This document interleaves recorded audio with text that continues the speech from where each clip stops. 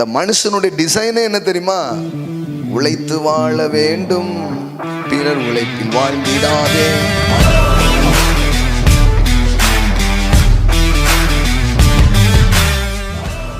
உங்களுடைய ஐடென்டிட்டி நான் உங்களுக்கு சொல்றேன். தேவன் உங்களை எப்படி பார்க்கிறாருன்னு உங்களுக்கு சொல்றேன். தேவனுடைய பார்வை இன்றைக்கு உங்களை குறித்து எப்படி இருக்குதுன்னு நான் உங்களுக்கு சொல்றேன்.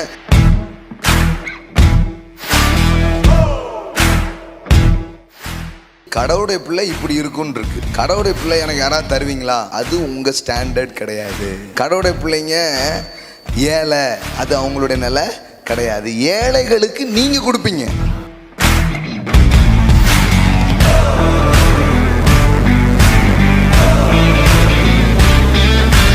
நான் யார் தெரியுமா? குறைவை நிறைவாக்குபவன். அதுதாங்க கடவுளுடைய சாயல். அவர் மாதிரியே நீங்க. அவர் எங்கேயாவது போனா குறைவே இருக்காது. அது மாதிரி தான் நீங்க எங்கேயாவது போனீங்கன்னா அங்க குறைவே இருக்காது. நீங்க எங்கேயாவது போனீங்கன்னா குறைவு நீங்கும், அங்க ஒரு நிறைவு சிருஷ்டிக்கப்படும்.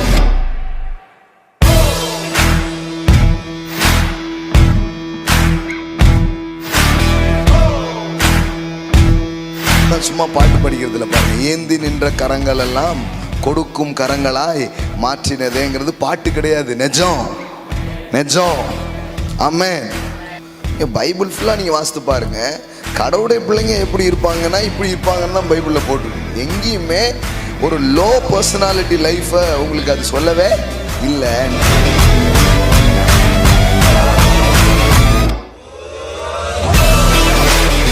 வானம் கொடுக்கு, பூமி கொடுக்கு, மரங்கள் கொடுக்கு, கடவுளுடைய கிரியேஷன்ஸ்ல எல்லாமே அது எப்படி இருக்குது? கிவ்வரா தான் இருக்கு. அவரால் படைக்கப்பட்ட அந்த படைப்புகளே கொடுக்கறதா இருக்குதுன்னா மனுஷன் எப்படி இருக்கணும்? அவனுடைய நேச்சர் என்னதுதான்? கிவிங் தான்.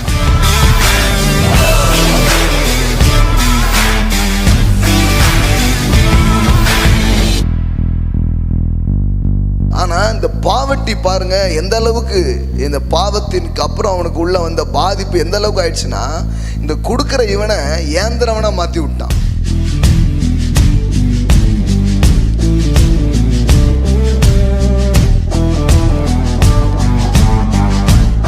அப்போ ஒரு விசுவாசி எந்த லெவல்ல இருக்கணும்? உங்களை பார்க்குறவங்க எல்லாம் சொல்லும், அவங்கள மாதிரி கொடுக்குற ஆள் யாருமே கிடையாது அப்படின்ட்டு. ஆமா, அவங்கள மாதிரி கொடுக்குற ஆள் யாருமே கிடையாது. அவங்க கொடுத்துட்டே தான் இருப்பாங்க. அதான் அவங்க வேலையே, அதான் அவங்களுடைய அழைப்பு. எல்லாம் சொல்லுங்க, அழைப்பே அதுதான். நம்புங்க, இதுதான் உங்களுடைய ஐடென்டிட்டிங்கிறத நம்புங்க. என் அடையாளமே இதுதான், கொடுக்கிறவன். வெறும் பணத்தை மட்டும் இல்லைங்க, அன்பை, மன்னிப்பை, உங்ககிட்ட கடவுள் என்னெல்லாம் கொடுத்தாரோ அதெல்லாம் நீங்க கொடுக்க முடியாத கடவுளால் படைக்கப்பட்டிருக்கு. கர்த்தர் நல்லவர். ஆமென். Praise God. இன்னைக்கு செவ்வாய் மாலை வேதாகமத்தின் அடிப்படையில் செழிப்பையும் பொருளாதார முன்னேற்றங்களையும் பற்றி நாம் போதித்து கொண்டிருக்கிறோம். சில சத்தியங்கள் மீண்டும் மீண்டும் ஞாபகப்படுத்தப்பட வேண்டியது இருக்கிறது, சொல்லப்பட வேண்டியது இருக்கிறது. அந்த அளவுக்கு அது முக்கியமாக இருக்கிறதுனால அதை திரும்ப திரும்ப என்ன பண்ணுறோம், சொல்கிறோம். ஸோ இதில் பல காரியங்கள் நாம் படித்திருக்கிறோம். இன்றைக்கி மாலையிலையும் வந்திருக்கிறவர்களை வரவேற்கிறோம். ஒருவேளை புதுசாக தான் இன்றைக்கி ஃபஸ்ட் டைம் வந்திருப்பீங்களா? அப்படி யாராவது இருக்கீங்களா? இந்த செவ்வாய்க்கிழமை முதல் முறையாக அம்மாலாம் பாம்பே பட்டணத்துலேருந்து வராங்க, தம்பி அவங்க வந்திருக்கிறாங்க, வரவேற்கிறோம். ஹல்லேலூயா. மும்பையில் இருந்த அருமையான சகோதரர்கள் ஃபேமிலி அவங்க என்ன பண்ணியிருக்காங்க, வந்திருக்கிறாங்க. இன்னும் வேறு யாராவது நீங்கள் புதுசாக வந்திருப்பீங்களா? அவங்களை வரவேற்கிறோம். ஆன்லைனில் இதான் முறையாக இந்த மாதிரி பார்ப்பீங்கன்னா உங்களை என்ன பண்ணுறோம், வரவேற்கிறோம். ஸோ தேவன் நல்லவர். ஆமாம், இங்கே ஒரு கூட்டம்னா ஆன்லைனில் இன்னொரு கூட்டம் இருக்குது, பெரிய கூட்டம். கர்த்தர் நல்லவர். ஒன்றை எதிர்பார்த்து கர்த்தர் தான் ஒரு பதிலாக இருக்க முடியும்னு ரொம்ப ஆசையாக வர்ற மக்கள் தான் பாருங்கள். இங்கே நேரில் வர்றவங்களும் சரி, ஆன்லைன்லையும் சரி, ஒரு பெரிய எக்ஸ்பெக்டேஷன்ஸோட அப்படியே கனெக்ட் ஆகிற பிள்ளைங்க தான். ஒவ்வொருத்தருடைய வாழ்க்கையிலையும் ஒன்றை மலரச் செய்வார் தேவன். ஆமென். வாழ்க்கை அப்படியே இருக்காது, அப்படியே போயிட்டே இருக்காது. த சடன்லி ஆஃப் காட், தேவனுடைய சடுதியான மாற்றங்கள் நம்ம வாழ்க்கைக்குள்ளாக வரும். ஆமென்.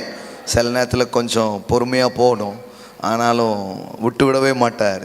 நாம் எதிர்பார்க்காத மாற்றங்களை நம்ம வாழ்க்கையில் அவர் கொண்டு வருவார். ஆமென். சில நேரத்தில் சில மாற்றங்கள் நடைபெறுறது வரைக்கும் நமக்குள்ளே சில மாற்றங்களை தேவைன்னா அதையும் தேவன் சேர்த்தே செஞ்சுக்கிட்டே இருப்பார். ஆமென்.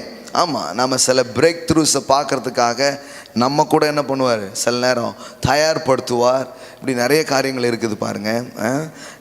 ஆனால் ஒன்று நிச்சயம், நீங்கள் இப்போ இருக்கிற மாதிரி இருக்க மாட்டீங்க. இன்னும் சிறப்பான நிலையில் தேவன் உங்கள் வாழ்க்கையை அவர் வைப்பார். ஆமென். எல்லாம் சொல்லுங்க, நான் பெருகுவேன், நான் வெற்றி பெறுவேன், நான் செழித்திருப்பேன், நான் சுகித்திருப்பேன், அநேகருக்கு ஆசீர்வாதமாக தேவன் என்னை வைப்பார். ஆமென். சில காரியங்களை உறுதியாக நம்புகிறோம். இப்போ இருக்கிறதெல்லாம் பார்க்குறதில்ல, கண்ணுக்கு முன்னாடி தெரிகிறது எதெல்லாம் இன்னைக்கு எதிர்மறையாக இருக்குதோ இதெல்லாம் பார்த்துட்டு வாழ்க்கையை பற்றி யோசிக்கிறது இல்லை. தேவனை வச்சு தான் நம்ம எல்லாத்தையும் சிந்திக்கணும். ஆமென். ஏன்னா அவருடைய அன்பு எவ்வளோ பெருசு, அவருடைய கிருபை எவ்வளோ பெருசுன்னு புரிஞ்சாதான் இந்த எதிர்மறையான சூழமையை கூட நீங்கள் கரெக்டாக என்ன பண்ண முடியும், உங்களால் பார்க்க முடியும். பாருங்கள், அதை பார்க்குறோம். அவருடைய கிருபை மாறாதது. இவ்வளோ தூரம் நம்மளை கொண்டு வந்திருக்குன்னா இனிமையும் அது கூட்டிகிட்டு போகும். ஆமென். கொண்டு செல்ல வல்லவராக இருக்கிறார். ஆமென். ஸோ நிறைய காரியங்கள் கற்று வருகிறோம். தேவனை பற்றி அவர் நமக்கு எந்த அளவுக்கு நம்ம கூட இருக்கிறார், அவருடைய உண்மைகள், உண்மைத்தன்மை, இதெல்லாம் நம்ம புரிஞ்சுக்கும் போது இன்னும் தைரியமாக இருப்போம். மற்றபடி நம்ம செய்கிற காரியங்களுக்கான பலனெல்லாம் அதிலிருந்து தான் என்ன பண்ண வர ஆரம்பிக்குது பாருங்கள். அதனால் அந்த அடிப்படையில் நாம் எல்லாத்தையும் படிக்கிறோம், சிந்திக்கிறதுனால நம்முடைய வாழ்க்கையில் பெருக்கங்களும் மாற்றங்களும் ஆசீர்வாதங்களும் இப்போ இருக்கிறத விட இன்னும் பெரிய அளவில் நம்ம பார்க்க ஆரம்பிப்போம். ஆமென். எஸ். ஸோ அதனால் கடந்த வாரம் ஒரு சத்தியத்தை நாம் படித்தோம். ஞாபகம் இருக்கா? போன வாரம் என்ன படித்தோம் அப்படின்ட்டு, எப்படி ராஜ மேன்மைகளை தேவன் அவருடைய பிள்ளைகளுக்கு கொடுத்தார். ஏன் எல்லாம் கொடுக்கப்படுகிறது, பணமும் பதவியும் எதற்காக கொடுக்கப்படுகிறது அப்படிங்கிற அந்த நோக்கத்தை பற்றி படித்தோம். ஞாபகம் இருக்கா? The purpose. ஏன் பணத்தை கடவுள் கொடுக்குறாரு, ஏன் பதவிகள் ஏன் கொடுக்கப்படுகிறது அப்படிங்கிறதுக்கான அந்த பர்பஸை பற்றி நாம் படித்தோம். அந்த நோக்கத்தை பற்றி நாம் போதித்தோம். பாருங்கள், எப்படி ஒரு அனாதையை யாராக மாற்றுறாரு, அரசியாக மாற்றுறாரு. ஆடு மேய்க்கிறவனை யாராக மாற்றுறாரு, அரசனாக மாற்றுறாரு. அப்போ வேதாகம சிந்தனைகள்லாம் நீங்கள் பார்த்தீங்கன்னா ஏதோ வாழ்க்கையோடு ஒத்துப்போ, ஏதோ கிடைச்சதை கூழும் கஞ்சும் கிடச்சிருக்கா அப்படியே அப்படின்னு சொல்கிற ஒரு பைபிள் கிடையாது. அப்படி சொல்கிற ஒரு தேவன் கிடையாது. தேவன் யாருடைய வாழ்க்கைக்குள்ளெல்லாம் வந்தாரோ, யாருடைய வாழ்க்கையிலெல்லாம் தேவன் இடைப்பட்டாரோ அவர்களுக்கும் அவர்கள் வாழ்ந்த காலத்திலிருந்து சமூகத்துக்கும் பெரிய ஆசீர்வாதமாக மாறிட்டு தான் அவங்க வாழ்க்கையை முடிச்சிருக்கிறாங்க. ஆமென். அப்போ நீங்கள் வந்திருக்கீங்கன்னா பரலோகம் போவோனா பிரதர் அப்படின்னு கவலைப்பட்டு இருக்கக்கூடாது. ஐயோ இது மட்டுமா கிறிஸ்தவ வாழ்க்கையினுடைய நோக்கம்? அது கண்டிப்பாக போவீங்க. அது ஒரு நாள் போகலாம், ரொம்ப அவசரமாக இருக்கும், அது போகலாம். ஆமாம், அது ஒன்றும் பெரிய பிரச்சனை கிடையாது. அதுக்காக இயேசு கல்வாரி சிலுவையில் எல்லாத்தையும் என்ன பண்ணிட்டாரு, செஞ்சு முடித்தார். உங்களுக்காக செஞ்சார். நீங்கள் நம்புறீங்களா? உங்களுக்காக தான் மரிச்சாரா? உங்கள் பாவத்துக்காக மரிச்சாரா? ரத்தம் சிந்தினாரா? அதை நம்புனீங்களா? அப்போ உங்கள் பாவம் மன்னிக்கப்பட்டுடுச்சு, நீங்கள் தேவனுடைய பிள்ளையாய் மாறிட்டீங்க. ஆமென். இப்போ என்னென்னா இந்த பூமியில் அது வரைக்கும், அதனால தான் நிறைய பேர் ரட்சிக்கப்பட்ட பிறகு என்ன பிரதர் பண்ணாங்க. ஏன்னா ரட்சிக்கப்படாவிட்டால் நரகத்துக்கு போய் விடுவா, ரட்சிக்கப்பட்டுன்னொன்னே ரட்சிக்கப்பட்டாச்சு, அதுக்கப்புறம் என்ன வேலைன்னு தெரிய மாட்டேங்குது. அதுக்கப்புறம் அந்த ரட்சிப்பை காத்துக்கோள் அப்படி. அப்போ அதுக்கு பதிலாக நீங்கள் லேட்டாக கொடுத்துருக்கலாம்ல, முதல்ல கொடுத்து பத்திரமா வச்சுக்கோன்னு இவ்வளோ நாள் சொன்னதுக்கு பதிலாக முதல்ல லேட்டாக கொடுத்துருந்தீங்கன்னா, முந்தின நாள் கொடுத்தீங்கன்னா ஈஸியாக இருந்திருக்கும்ல. கொடுத்துட்டு பார்த்துக்கோன்னா ரட்சிப்பு நம்மளை பார்த்துக்கிறது இல்லைங்க, நாம ரட்சிப்பை பார்த்துக்கிறது இல்லைங்க. ரட்சிப்புங்கிறதே தேவனுடைய பாதுகாப்பு உங்கள் மேலே வந்துடுச்சுன்னு அர்த்தம். ஆமென். அப்படியே நீங்கள் சுற்றிட்டு இருந்தீங்க, இப்போ உங்கள் மேலே ஒரு கவரிங் போட்டார், ஒரு வளையத்தை போட்டார், முத்திரையை போட்டார். ஆமென். இது காலி லேண்டு, புறம்போக்கு நிலம் அப்படி இல்லை, பட்டா போட்ட நிலம் நீங்கள்லாம். Amen. You are not a waste land. ஏதோ காலியான லேண்ட் அப்படி கிடையாது. நீங்கள் முத்திரை போடப்பட்டு இரத்தத்தால் கழுவப்பட்டு சொந்தமாக்கப்பட்ட நிலம். ஆமென். ஆமாம், அதனால் நீ தெய்வீக பராமரிப்புக்கு நீங்கள் சொந்தக்காரர்களாக இருக்கிறீர்கள், தெய்வீக போஷிப்புக்கு நீங்கள் சொந்தக்காரர்களாக நீங்கள் இருக்கிறீர்கள். ஆமென். அப்போ அப்படி தான் பார்க்கணும் பாருங்க, அப்படி தான் சிந்திக்கணும், அப்படி தான் வாழ்க்கையின் காரியங்களை அணுகணும் பாருங்க. அப்போது தேவன் தெரிந்து கொண்ட மக்கள் எல்லாம் இந்த பூமியில் அவர்கள் வாழ்ந்தபோது அவர்களுடைய வாழ்வு அநேகருக்கு ஆசீர்வாதமான வாழ்வாக மாறி இருக்கு. அது மாதிரி தான் கடவுள் ஒவ்வொரு பிள்ளைகளையும் தெரிந்து கொண்டு அவர்களுடைய வாழ்க்கையை வளவாழ்வாக மாற்றி அவர்களை ஆசீர்வாதத்தின் ஊற்றுகளாக என்ன பண்ணுறாரு, மாற்றுகிறார். ஆமென். எல்லாம் சொல்லுங்க, நான் ஆசீர்வாதத்தின் ஊற்றா இருக்க தேவனால் அழைக்கப்பட்டிருக்கிறேன். ஆமென். சொல்லுங்க, நான் ஆசீர்வாதத்தின் ஊற்று. அதனால தான் எனக்கு வருமான்னு நிறைய பேர் கேட்பாங்க. நான் சொல்லுவேன், கண்டிப்பாக வரும். ஏன் தெரியுமா? உங்களுக்கு வரணுங்கிறதுக்காக மட்டுமே உங்கள் தேவன் உங்களை அழைக்கலை, உங்கள் மூலமாக அநேகருக்கு போகணுங்கிறதுக்காக நீங்கள் அழைக்கப்பட்டிருக்கிறீங்க. இந்த மனுஷனுடைய டிசைனே என்ன தெரியுமா?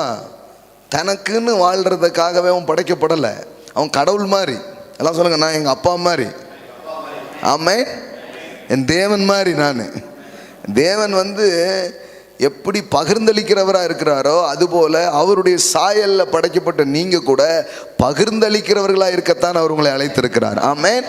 அதனால் உங்களுக்கு கிடைக்குமாங்கிறது கேள்வியே கிடையாது. உங்கள் மூலமாக கொஞ்சம் பேர் கிடைக்க போகுது. ஆமென். எல்லாம் சொல்லுங்கள், என் மூலமாக கொஞ்சம் பேர் கிடைக்கும். இப்போ நீங்கள் சில பிரச்சனைகள் நீங்கள் உட்கார்ந்துட்டு இருக்கலாம், சில தேவைகளை நீங்கள் உட்கார்ந்துட்டு இருக்கலாம். நீங்கள் இப்போ உங்கள் மனசில் எதை சிந்திக்கணும்னா, அப்பா நான் இப்போ இருக்கிறேன்னா இது என் வாழ்க்கை கிடையாது, இப்படிப்பட்ட நிலையில் இருக்கிறவர்களெல்லாம் நாளைக்கு நான் தூக்குற ஒரு ஆளாக நான் வருவேன், அந்த அளவுக்கு என் வாழ்க்கையை நீங்கள் ஆசீர்வதிப்பீங்க. ஆமென். நான் அடிக்கடி இந்த வசனத்தை இரண்டு முறைக்கு மேலே இதை நான் தொட்டிருக்கிறேன். ஆனால் அன்றைக்கி சாயங்காலம் அது ஞாபகம் வருது. அதை இன்னொரு முறை அந்த வசனத்தை உங்களுக்கு காட்டுறேன். இப்போ நான் பேசுகிறதுக்கு அது ரொம்ப மேட்சாக இருக்கிறதுனால பாருங்கள். ஒருத்தருக்கு எபேசியர் 4ஆம் அதிகாரம் 28வது வசனம் பாருங்கள். எபேசியர் 4:28, திருடுகிறவன் இனி திருடாமல் குறைச்சல் உள்ளவனுக்கு கொடுக்கத்தக்கதா. பாருங்கள், வாழ்க்கையை வேறு மாதிரி வாழ்ந்துட்டுருக்காங்க. பவுல் அப்போஸ்தலன் அந்த எபேசு சபைக்கு இதை எழுதும்போது வாழ்க்கையில் மாற்றப்பட்டு அநேகர் தேவனுடைய திருப்பப்படுறாங்க. இப்போ அவங்களுக்கு ஒரு புதிய வாழ்க்கை முறையை சொல்லித்தராங்க. எல்லாம் சொல்லுங்கள், புதிய வாழ்க்கை முறை. எல்லாம் சொல்லுங்கள், நியூ லைஃப் ஸ்டைல். இந்த நியூ லைஃப் ஸ்டைலுங்கிறது எப்படிப்பட்டது, எப்பேற்பட்ட ஒரு நியூ லைஃப் ஸ்டைல் அவர் சொல்லித்தரார் அப்படிங்கிறது பாருங்கள். திருடுறவன் திருடாதப்பா, ஏதோ உழைச்சியா சாப்பிட்டியா எரி அப்படி பேசலை. இந்த நியூ லைஃப் ஸ்டைலுங்கிறது வேறு மாதிரியான லைஃப் ஸ்டைல், வேறு மாதிரியான திங்கிங்ஸ் பாருங்கள். அது என்ன மாதிரி காரியத்தை அவர் சொல்கிறார் பாருங்கள். திருடுகிறவன் இனி திருடாமல் குறைச்சல் உள்ளவனுக்கு கொடுக்கத்தக்கதா. எல்லாம் சொல்லுங்கள், குறைச்சல் உள்ளவனுக்கு கொடுக்கத்தக்கதா. இப்போ பாருங்கள், தனக்கு உண்டாயிருக்கும்படி தன் கைகளினால் நலமான வேலை செய்து பிரயாசப்பட கடவன். ஆமென். நீ போய் நல்ல ஒரு பிஸ்னஸ் பண்ணு. ஏன்னா உழைத்து வாழ வேண்டும், பிறர் உழைப்பில் வாழ்ந்திடாதே அப்படிங்கிறது இல்லை. சிக்குமங்கு சிக்கப்பப்பா அந்த மாதிரி இல்லை. ஏதோ உழைச்சி நீ சாப்பிடு, மற்றவன் உழைப்பில் வாழாத, அதுவும் நல்ல சிந்தனை தான். ஆனால் இது எப்படி இருக்குதுன்னா, நீ எந்த அளவுக்கு உழைக்கணும், எந்த அளவுக்கு உன் கையில் காரியங்கள் இருக்கணும்னா குறைச்சல் உள்ளவர்களுக்கு கொடுக்கத்தக்கதா. எல்லாம் சொல்லுங்கள், குறைச்சல் உள்ளவர்களுக்கு கொடுக்கத்தக்கதா. இப்போ நீங்கள் உங்களுடைய அடையாளமாகவே நீங்கள் என்ன பார்க்கணுன்னா, நான் தேவனுடைய பிள்ளை, குறைச்சல் உள்ள பல பேருக்கு கொடுக்கும்படி நான் வந்திருக்கிறேன். ஆமென். இது எப்படி தெரியுமா? நீங்களே பல பேருடைய குறைவை நிறைவாக்க சிருஷ்டிக்கப்பட்டிருக்கிறீர்கள். எல்லாம் சொல்லுங்கள், நான் படைக்கப்பட்டிருக்கிறதே குறைவை நிறைவாக்க. இப்போ என்ன தெரியுமா, இந்த ஆறு குளம்லாம் கொஞ்சம் வத்தின நிலைமையில் இருக்கும்ல, அந்த மாதிரி நீங்கள் இருக்கலாம். ஆனால் கடவுள் சொல்கிறார், அப்படி இல்லை, நீ வற்றாத நீரூற்றை போல் இருப்பாய். இன்றைக்கி அப்படி இருக்கலாம்.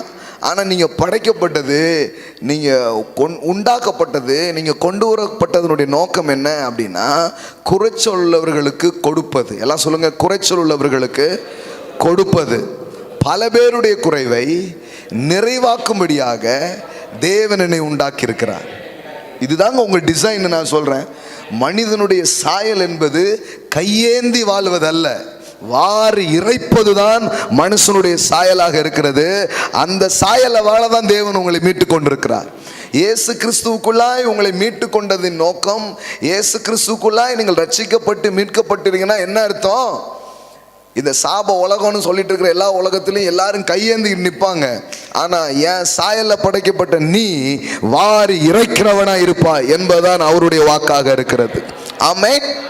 எல்லாம் சொல்லுங்க. பல பேருடைய குறைவை நிறைவாக்கும்படியாக தேவனை தெரிந்து கொண்டிருக்கிறார், தேவனை அழைத்திருக்கிறார்.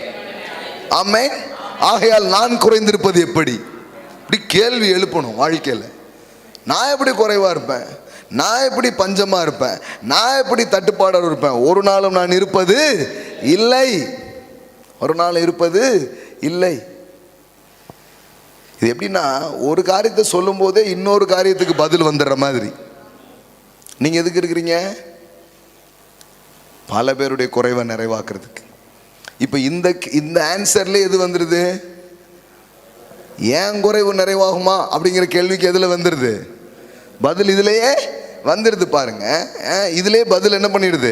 வந்துடுது. இதுக்கு தனியா நீங்க பதில் தேட வேண்டிய அவசியமே கிடையாது. இதுலயே பதில் வந்துடுது பாருங்க. நீங்க சொல்றேன், உங்களுடைய ஐடென்டிட்டி நான் உங்களுக்கு சொல்றேன். தேவன் உங்களை எப்படி பார்க்கிறாருன்னு உங்களுக்கு சொல்றேன்.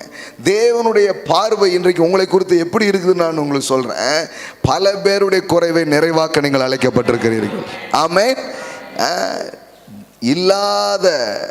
இல்லாமையில் பற்றாக்குறையில் இருக்கிற, தேவையில் இருக்கிற எத்தனையோ பேருடைய தேவையை பூர்த்தி செய்கிற நதி மாதிரி தான் நீங்க இருப்பீங்க. ஆமென். ஹல்லேலூயா. கர்த்தர் அப்படி உங்களை வைக்க முடியும். கர்த்தருடைய பார்வையில் நீங்கள் அப்படிப்பட்டவர்களாகத்தான் இருக்கிறீர்கள். ஆமென். எல்லாம் சொல்லுங்க. குறைவை நிறைவாக்குபவன். எல்லாம் சொல்லுங்க. நான் யார் தெரியுமா? குறைவை நிறைவாக்குபவன். அதுதாங்க கடவுளுடைய சாயல். The image of Christ, the image of God என்ன அர்த்தம்னா, அவர் மாதிரியே நீங்க. அவர் எங்கேயாவது போனீங்கன்னா, அவர் எங்கேயாவது போனால் குறைவே இருக்காது. அது மாதிரி தான் நீங்க எங்கேயாவது போனீங்கன்னா அங்கே குறைவே இருக்காது. நீங்க எங்கேயாவது போனீங்கன்னா குறைவு நீங்கும், அங்கே ஒரு நிறைவு சிருஷ்டிக்கப்படும், அங்கே ஒரு பரிபூர்ணம் உண்டாக ஆரம்பிக்கும். அதுக்காக தான் கடவுள் உங்களை அழைத்திருக்கிறார். ஆமென். இப்படி தான் நீங்கள் உங்களை பார்க்கணும். அப்போ குறைச்சல் உள்ளவன் இனி திருடுகிறவன் இனி திருடாமல் ஏதோ உழைச்சி கிழிச்சு சாப்பிடு அப்படின்னு பைபிளில் போடாமல், பைபிள் எப்படி சொல்லுது? குறைச்சல் உள்ளவர்களுக்கு கொடுக்கத்தக்கதாய். அப்போ ஒரு விசுவாசி எந்த லெவலில் இருக்கணும்? குறைச்சல்லையே அவன் இருக்கக்கூடாது.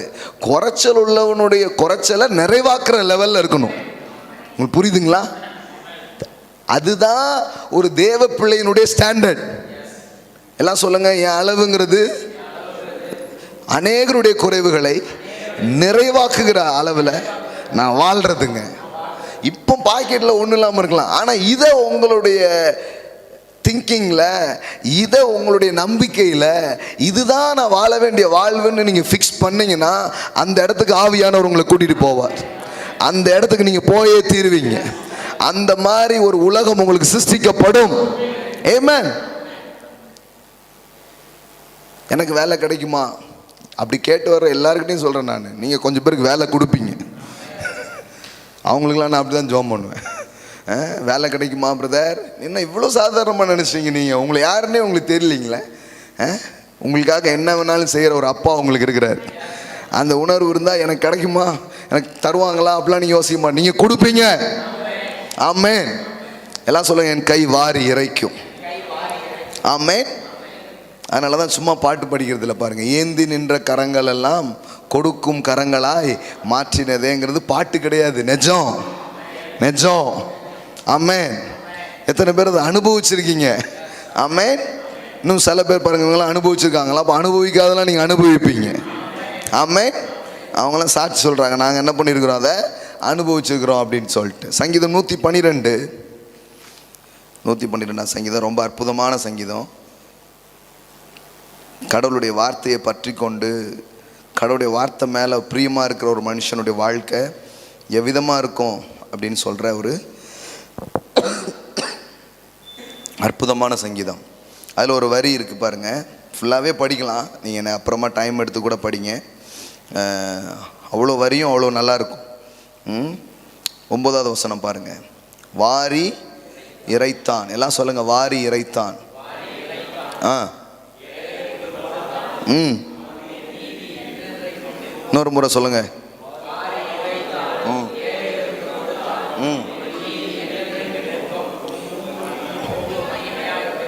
ஆமே. இது கடவுளுடைய பிள்ளை இப்படி இருக்குன்னு இருக்கு. கடவுளுடைய பிள்ளை எனக்கு யாராவது தருவீங்களா? அது உங்கள் ஸ்டாண்டர்ட் கிடையாது. கடவுளுடைய பிள்ளைங்க வந்து ஏழை, அது அவங்களுடைய நிலை கிடையாது. ஏழைகளுக்கு நீங்கள் கொடுப்பீங்க. நீங்கள் ஏழைகளாக இருப்பீங்கன்னு பைபிளில் போடலைங்க. எப்படி போட்டிருக்குது? வாரி இறைத்தான். அப்போ நீங்கள் எந்த லிஸ்ட்டில் இல்லை? ஏழைங்கிற லிஸ்ட்டில் இல்லை. நீங்கள் எந்த லிஸ்ட்டில் இருக்கிறீங்க?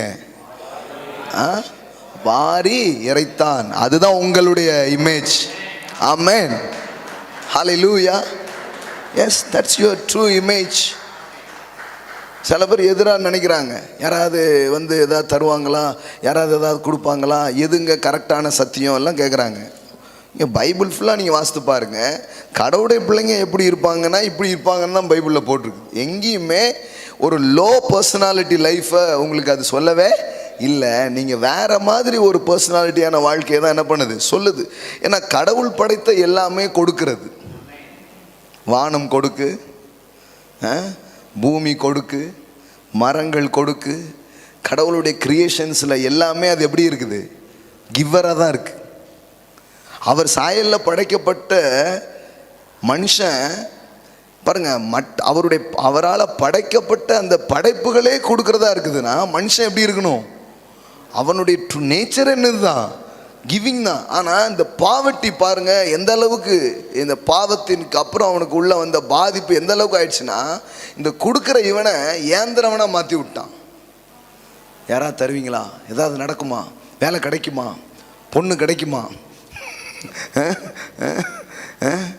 வாழ்க்கையில் ஏதாவது நடக்குமா? எப்படி நம்மளை வந்து ஒரு பாவர்ட்டியாக, ஒரு கையேந்திர ஒரு ஆளாக நம்மளை என்ன பண்ணிட்டான், உட்கார வச்சுட்டான். பாருங்க, தான் பிசாசுடைய தந்திரம். இப்போ ஆண்டவர் வேற ஒரு டிராயிங்கை வரைய விரும்புகிறார். வேற ஒரு படத்தை உங்களுக்குள்ளே கொண்டு வர விரும்புகிறார்.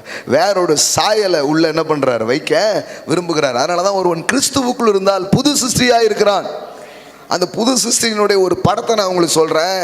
நீங்கள் வாரி இறைப்பீர்கள். எல்லாம் சொல்லுங்க, வாரி இறைப்பு. நீங்கள் கொடுப்பீங்கன்னு கூட சொல்லுங்க.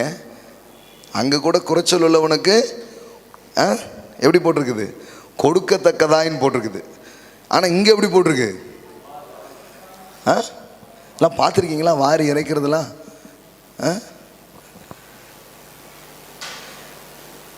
இமேஜ் எதுவும் இருக்குதா வாரி இறைக்கிற மாதிரி? வேற லெவலுங்க அது. கொடுக்கறது கூட இப்படி எடுத்து சரி இங்கே ரைட் ஓகே இந்தாங்க ஒரு 50 ரூபா வச்சுக்கோங்க அப்படின்னு ஏதோ கொடுக்குறோம். வாரி இறைக்கிறதுனா அப்படி கிடையாதுங்க. அப்படியே எடுத்து என்ன பண்ணுறது, வேறு லெவலில் இப்படி பண்ணுறது. எல்லாம் சொல்லுங்கள், வாரி இறைத்தான். கொஞ்சம் இப்படி பண்ணுங்களேன். Hallelujah, amen, amen. It's a prophetic act. Amen. வாரி இறைக்கிற மாதிரி பாருங்க, அப்படியே இறைக்கிற மாதிரி பாருங்க. ஐஸ்வர்யத்தை, நன்மையை, அபிஷேகத்தை எல்லாத்தையும் வாரி என்ன பண்ணுறோம், இறைக்கிறோம். ஆமென். கடவுள் அதுதான் உங்களுடைய அழைப்புங்க. கடவுளுடைய பிள்ளைங்க வந்து இப்படி யாராவது தருவாங்களா அப்படிங்கிறதுல இல்லை, கிடையாது. வாரி இறைக்கணும். உங்களை பார்க்குறவங்க எல்லாம் சொல்லும், அவங்கள மாதிரி கொடுக்குற ஆள் யாருமே கிடையாது அப்படின்ட்டு. ஆமென். அவங்கள மாதிரி கொடுக்குற ஆள் யாருமே கிடையாது. அவங்க வந்து கொடுத்துட்டே தான் இருப்பாங்க. அதுதான் அவங்க வேலையே, அதுதான் அவங்களுடைய அழைப்பு. எல்லாம் சொல்லுங்க, அழைப்பே அதுதான். எல்லாம் சொல்லுங்க, ஐ எம் எ கிவர். எல்லாம் சொல்லுங்க, ஐ எம் எ கிவர். நம்புங்க, இதுதான் உங்களுடைய ஐடென்டிட்டிங்கிறத நம்புங்க. என் அடையாளமே இதுதான், கொடுக்கிறவன். அதான் ஏன் அடையாளம். கடவுள் அதுக்காக தான் என்ன அழைத்திருக்கிறார். நான் அவ்விதமாக வாழ எனக்கு அவர் வலிமையை கொடுக்கிறார். இது வந்து ஃபிசிக்கலாக வர்ற ஒரு ஸ்ட்ரென்த் இல்லை, இயல்பாக வருகிற ஒரு ஸ்ட்ரென்த்து கிடையாது. சில பாருங்கள் லட்சக்கணக்கில் சம்பாதிப்பாங்க, 5 பைசா யாரும் கொடுக்க மாட்டாங்க. ஏன் தெரியுமா? அவங்களுக்கு இதெல்லாம் தெரியாது. அவங்க அந்த சாயலெல்லாம் அவங்க என்ன பண்ணலை, வாழலை. அவங்க வந்து அமிக்கினி, எவ்வளோ வந்தாலும் எடுத்து தான் வாயில் போட்டு சுத்தியிலையும் வாயில் போட்டு இப்படியே உட்காந்துடும் அமிக்கினிகள். ஆனால் சிலருக்கு மட்டும்தான் அந்த சாயல் விளங்குது. அவங்க தெரியுது நம்ம கொடுக்கும்படியாகவே கடவுள் நம்மளை வச்சிருக்கிறார் அப்படின்ட்டு. கொடுக்கும்படியாகனா நீங்கள் ஏதோ கஷ்டத்தில் கவலையில் கண்ணீரில் கடந்துக்கிட்டு இருக்கிறதெல்லாம் வலிச்சு ஏதோ கொடுத்துட்டு நீங்கள் ஒன்றும் இல்லாமல் போகிறத பற்றி நான் பேசலை. கடவுள் உங்களை அதுக்காகவே செழிக்க வைக்க ஆரம்பிப்பார். ஆமென். இதுதான் உங்கள் சாயல்னு உங்களுக்கு புரியும்னா அதை நோக்கி நீங்கள் போயிடுவீங்கன்னு நான் உங்களுக்கு சொல்லிட்டு இருக்கிறேன். இப்போது நேற்றைய போன செவ்வாய் பேசும்போது ஒரு ஆடு மேய்ச்சவனை வச்சு தேவன் பெரிய ஒரு ஆலயம் கட்டுற அளவுக்கு அவன் கையில் கொண்டு கொடுத்தார். ஆமென்.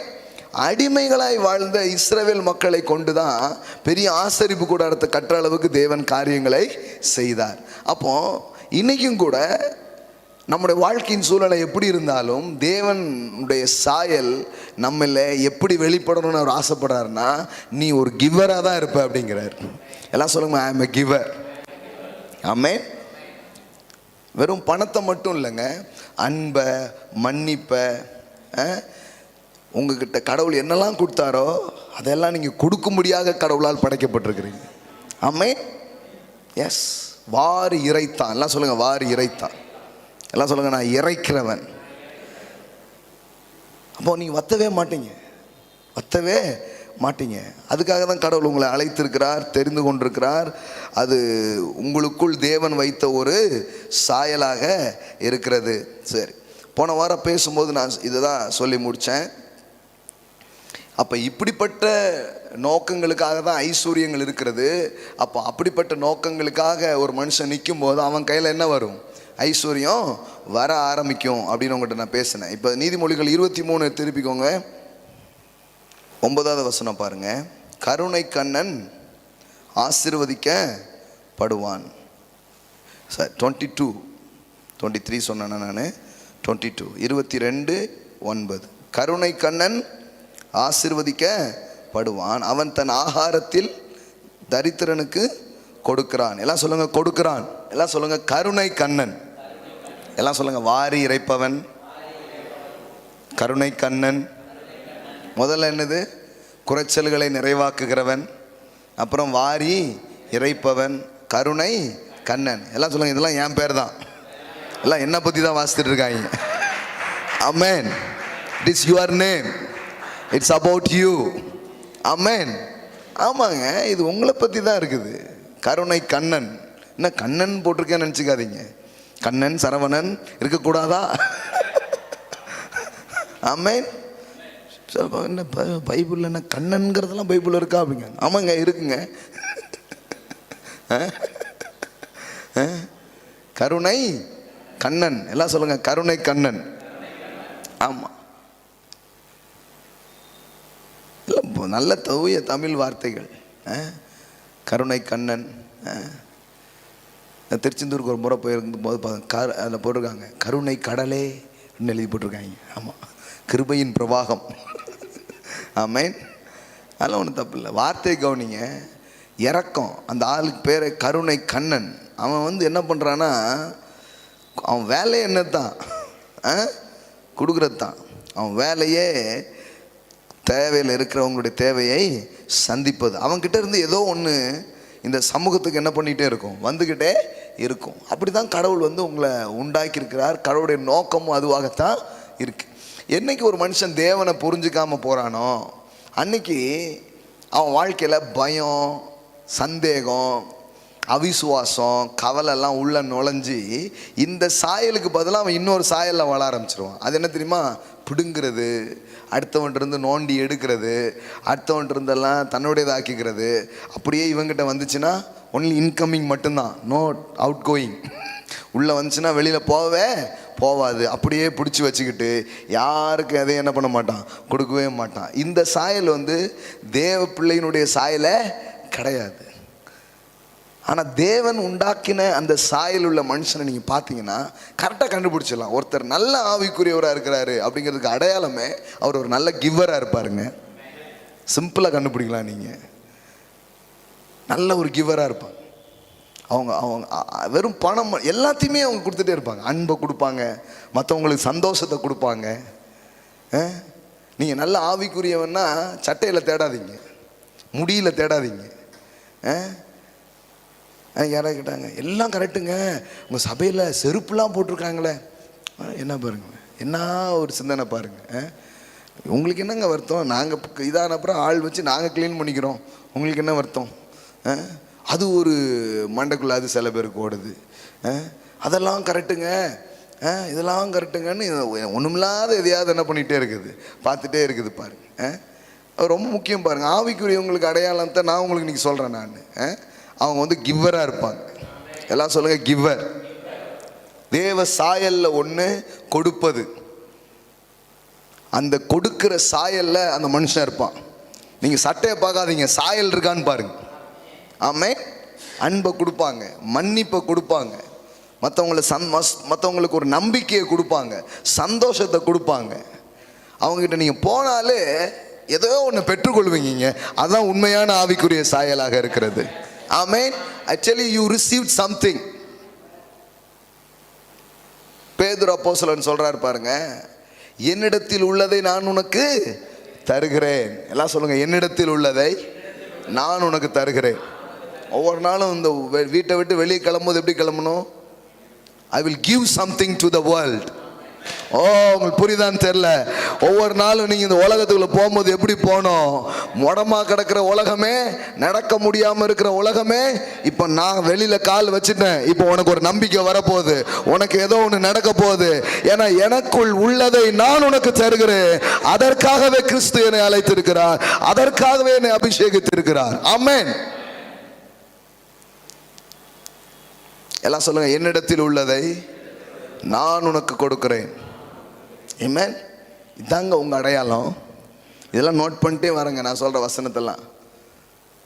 You are the giver. எல்லாம் சொல்லுங்க, ஐ அம் எ கிவர். ஆமென். என்னையிலேருந்து இந்த இது உங்கள் மைண்டில் ஆழமாக போயிடணும். I am a giver. I want to give something. நான் ஏதோ ஒன்றை கொடுக்க நான் விரும்புகிறேன். சொன்னார் பாருங்க, நான் எதுக்கு வந்தேன்னு சொல்கிறார் பாருங்க. I come to give something. நான் ஒன்றை கொடுக்கும்படியாக வந்தேன் அப்படிங்கிறாரு. அவர் சொல்றார், திருடன் ஓன்றிருந்து பிடுங்கிறதுக்காக வர்றான், ஓன்றிருந்து எடுக்கிறதுக்காக வர்றான், ஓன்ட்ட உள்ளதெல்லாம் பிடுங்கி போடுறதுக்காக வர்றான். ஆனால் நான் அதுக்கு வரல. நானும் உனக்கு ஜீவன் உண்டாகவும் அந்த ஜீவன் பரிபூர்ணப்படவும் வந்தேன். அதில் ஆங்கிலத்தில் எப்படி பாருங்க, the thief purpose is to steal and kill and destroy. அதுதான் திருடனுடைய நோக்கமா. ஆனால் இயேசு சொல்றாரு, my purpose is to give them a rich and satisfying life. Amen. Hallelujah. எல்லாம் சொல்லுங்க, is to give. அவருடைய purpose என்னவா? give. எல்லாம் சொல்லுங்க, give. நல்லா சொல்லுங்க, give. நல்லா சத்தமா. Amen. கொடுக்கிறதாங்க என் இயேசுவினுடைய சாயல். ஆமென். அந்த சாயலை பார்க்க பார்க்க தரித்திரம்லாம் வெளியில் போயிடும், பாவர்ட்டிலாம் வெளியில் போயிடும். அப்போ மனுஷன் தேவனை அறியாமல், தேவனை புரிஞ்சுக்காம போனதுனால தான் அவனுக்கு அவன் யாருங்கிறதே அவனுக்கு தெரியல. அதனால் அவன் என்ன நினைக்கிறான், எனக்கு ஏதாவது கிடைக்குமா, யாராவது ஏதாவது தருவாங்களா, இப்படி யோசிக்க ஆரம்பிச்சிட்டான். நான் சொல்கிறேன், உங்களுக்கு தேவன் ஒன்றை தருகிறார், ஆகையால் நீங்கள் இந்த உலகத்துக்கே கொடுக்கிறவர்களா நீங்கள் இருப்பீர்கள். ஆமென். எல்லாம் சொல்லுங்க, இயேசு எனக்கு ஜீவனை தருகிறார், கிருபையை தருகிறார், பலனை தருகிறார், ஞானத்தை தருகிறார், ஐஸ்வர்யத்தை சம்பாதிக்க பலனை தருகிறார்.